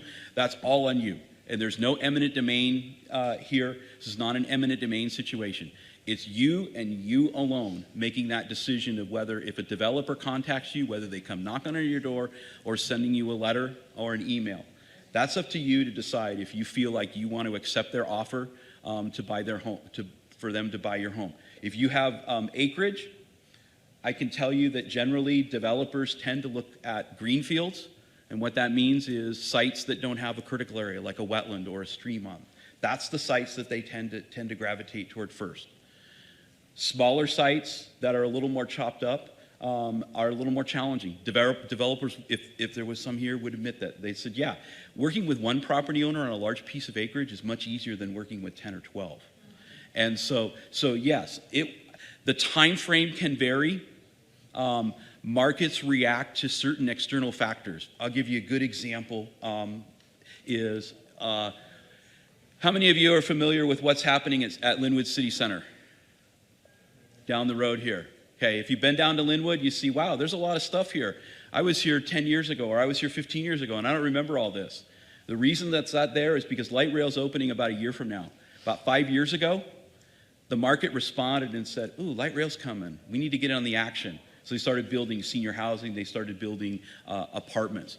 So sometimes you have external factors like the coming of light rail that can cause the market to suddenly, ooh, we got to go find some land. Now, developers will tell you that there's not enough land right now. They don't have enough land to build the homes, and I can show you statistics on a national level that show that for the last 30 years we've underbuilt homes. And I know for some of you that where the environment is important, You're seeing, really? We're trashing the environment. The reality is that there's a lot more people that want to get into, that need a place to live than we've been producing. And there's going to be some tough decisions out there of how do you balance that. So I don't have the answer to say it's 5 years or 10 years. It really is market driven. It is really up to you to decide if you feel it's the right offer. And I can show you examples around the region of 20-story apartment buildings that were built around a single family home. You know, somebody chooses to, I'm not selling out. One commercial business says, I'm not selling out. Okay, they buy up everybody else and they build around them. That happens. You know, that's because that's a choice that resides with that property owner. So I hope that answers your questions. Yeah, it does. That's the clarification I wanted to get, is that the homeowners still have, you know, control over the process. You have control. Thank you very much. Yep. Yes, sir. Hey, good afternoon. This might be your shortest question of the day here. Looking at this slide here, I see 2 bullets that reference light rail transit. You've, in your last answer, addressed light rail in Linwood, which is just down the street. Mm-hmm. Can you bring up the map with the 3 circles at Sure. 164th, 124th, and Airline? Yeah. There you go. Okay, this depicts the rezoning with pretty big reasoning to support the light rail substations. Mm-hmm. Why isn't there a representative from the light rail organization here? Good question. Sound Transit was supposed to be here at this meeting. Unfortunately, at the last earlier this week, they weren't able to send a representative, but they were invited. And they were intending to come, but something came up and they weren't able to be here. But I will just note, as I mentioned a bit ago, Sound Transit has been doing a lot of extensive outreach in the community. I know this summer they were at a lot of farmers markets and other community events. So they are out and they are accessible. And yes, a lot of what we're doing here is driven by them. So I just encourage you to get involved in their process, sign up for their emails. But yes, they were intending to be here, but unfortunately they had an issue at the last minute and weren't able to send somebody. I sincere condolences to the one person who works at Sound Transit who couldn't make it. and representing my HOA, their lack of presence here is simply unsatisfactory. Okay, thank you. Yes, ma'am. Hi, this is an EIS, so I'm here about the word environmental. And I was wondering, I know that that's one of the topics that's addressed in the very long plan that I will go read, but could you summarize the environmental, the approach that we're going to take to climate change and mitigation? And you're cutting down all the trees, so what are we doing instead? Yeah, no, it's a fair question. As I mentioned earlier, there is as planners, we have to balance all 15 goals of GMA. So there are, as part of this update, a whole series of policies to address urban tree canopy that are part of the plan, and we have some staff over in the open house at the natural environment table that can talk to you about what those specifics are. We also have we also are adding a new element to our comprehensive plan around climate change. There's a lot of work that the county has been doing on the topic of climate change. We're putting together a whole kind of framework of policies, goals, objectives, and policies around climate change. So there's a lot of things. I defer you to Eileen Canola, who's in the open house, is our main person working on climate change, and she'd be happy to kind of run through a laundry list of the stuff we're doing. But you're absolutely right. Part of what we're trying to do is to balance climate change, preserving the environment with, we need to grow economic development, housing affordability, preserving property rights, making sure we've got roads, making sure, so it is a tough balancing act here. But yes, climate change is an important part of that.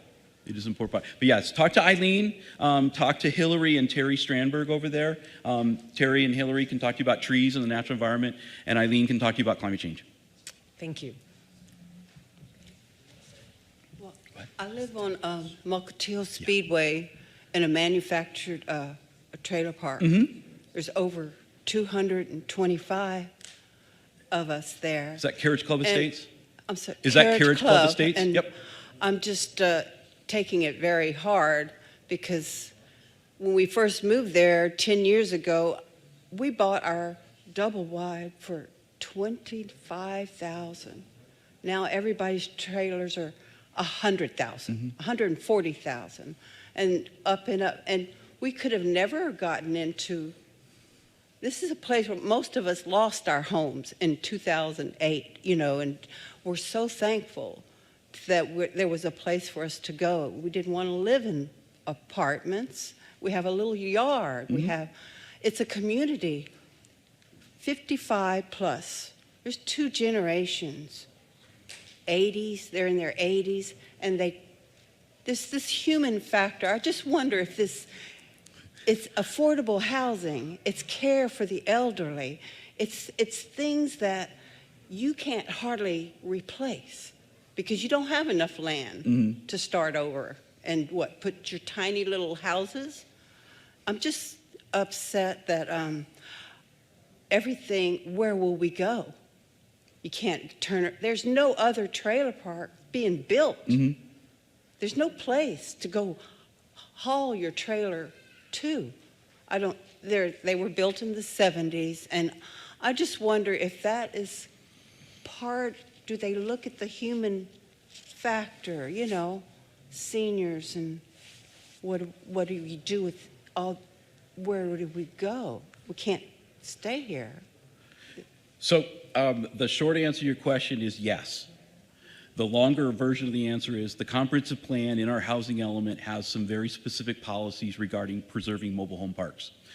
We're not proposing any changes to Carriage Club Estates. I dealt with that. Well, that's why I'm trying to get a yes or no. Yeah, we're not proposing any changes in the zoning to the Carriage Club Estates property. I went through that back in 2009. I sat through a 100-degree public hearing at the county in July of 2009. 200 people packed our public meeting room. About 90% of them were residents of Mobile Home Park, and a lot of them Carriage Club Estates. And they unequivocally said, please don't close our park. The county heard that loud and clear, and they passed regulations. They passed a mobile home park zone, and they passed policies that are intended to preserve mobile home parks.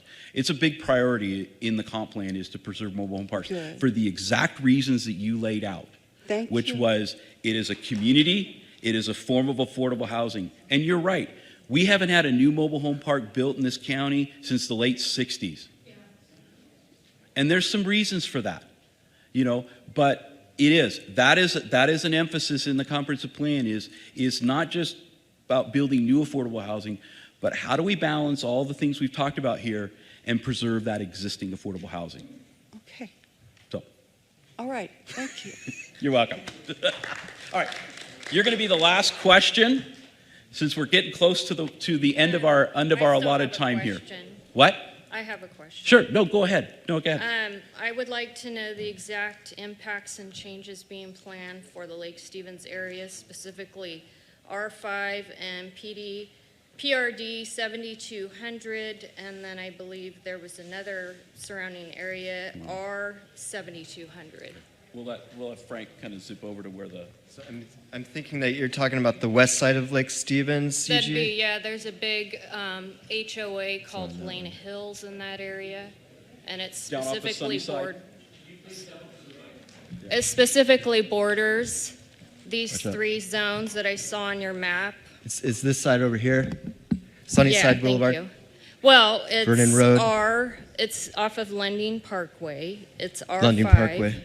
Yeah. Yeah. It borders the Homeowners Association Helena Hills.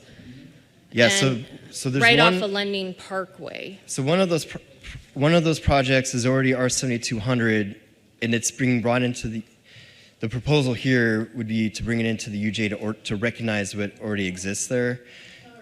What does that mean? So in other words, it's basically it's already built at a zone that would be compatible with being inside of the UGA. So Valterra View, yeah. So PRD 7200 and R5 are also so the PRD 7200 would stay PRD 7200. So the R5 part is the part that would change. It would become R7200. But what does that mean essentially? So what changes are being planned for rezoning? So they would allow property owners to redevelop at roughly 6 units an acre as opposed to 1 unit per 5 acre. More like what the Valterra View property is already develop Will that. there be climate change plans for that area? Well, I mean, The existing environmental regulations, and as they evolve, will apply in that area. Obviously, the climate change impacts, I believe, for this would be relatively minor relative to all the other proposed changes in the first off, there comprehensive is plan no as a whole. climate change. That's a hoax. Because there were 1,600 scientists that just saying I mean, that's all hoax. So that's pretty irrelevant that there'd be, rezoning to address climate change when climate change has been happening for millions so of years. It's there's just a not normal really part a of the direct world's connection evolution. between those two things. So, I mean, I'm not buying into any of that. So, yeah, I appreciate your comments. In terms of the zoning changes from R5 from R5 to R7200. That's what the proposal is. So that would be changing, as Frank said, from 1 house per 5 acres to roughly 6 houses per acre. So they're increasing the housing density. They're increasing the number of units that could be built on a given piece of property. So then the new developments that are going to go in are going to be more densely, like closer to one another, or Correct. more units Yep. per. Yeah, so if you know Valterra View or Helena Hills or any of those properties that are along London Parkway as it heads back up towards Highway 9, any of those that's essentially what you potentially could see. What about I bought that house brand new in 2001. So what changes, is there going to be any changes? I've been a homeowner there for over 20 years. And as I mentioned, Are there going to be any changes that I have to comply to? No, there's nothing that would be imposed on an existing home for the zoning change. It doesn't automatically say, oh, you're now this new zoning, so you have to do X, Y, and Z. No, you still get to manage your property as you choose to. It's just that if you or your neighbors chose to redevelop your property into something else, different set of rules that would play. And then will there be any water change impacts? That's provided by, I think PUD provides the water out there. That's really on them as far as what changes. But typically when zoning changes, it doesn't automatically change. Doesn't automatically change a requirement to hook up to sewer, for example, if you're not on sewer. Again, that's a decision that's on you. So basically anything that's in place just remains. Yeah, I mean, it's for most people. As I answered the gentleman's question about is it 5 or 10 years after?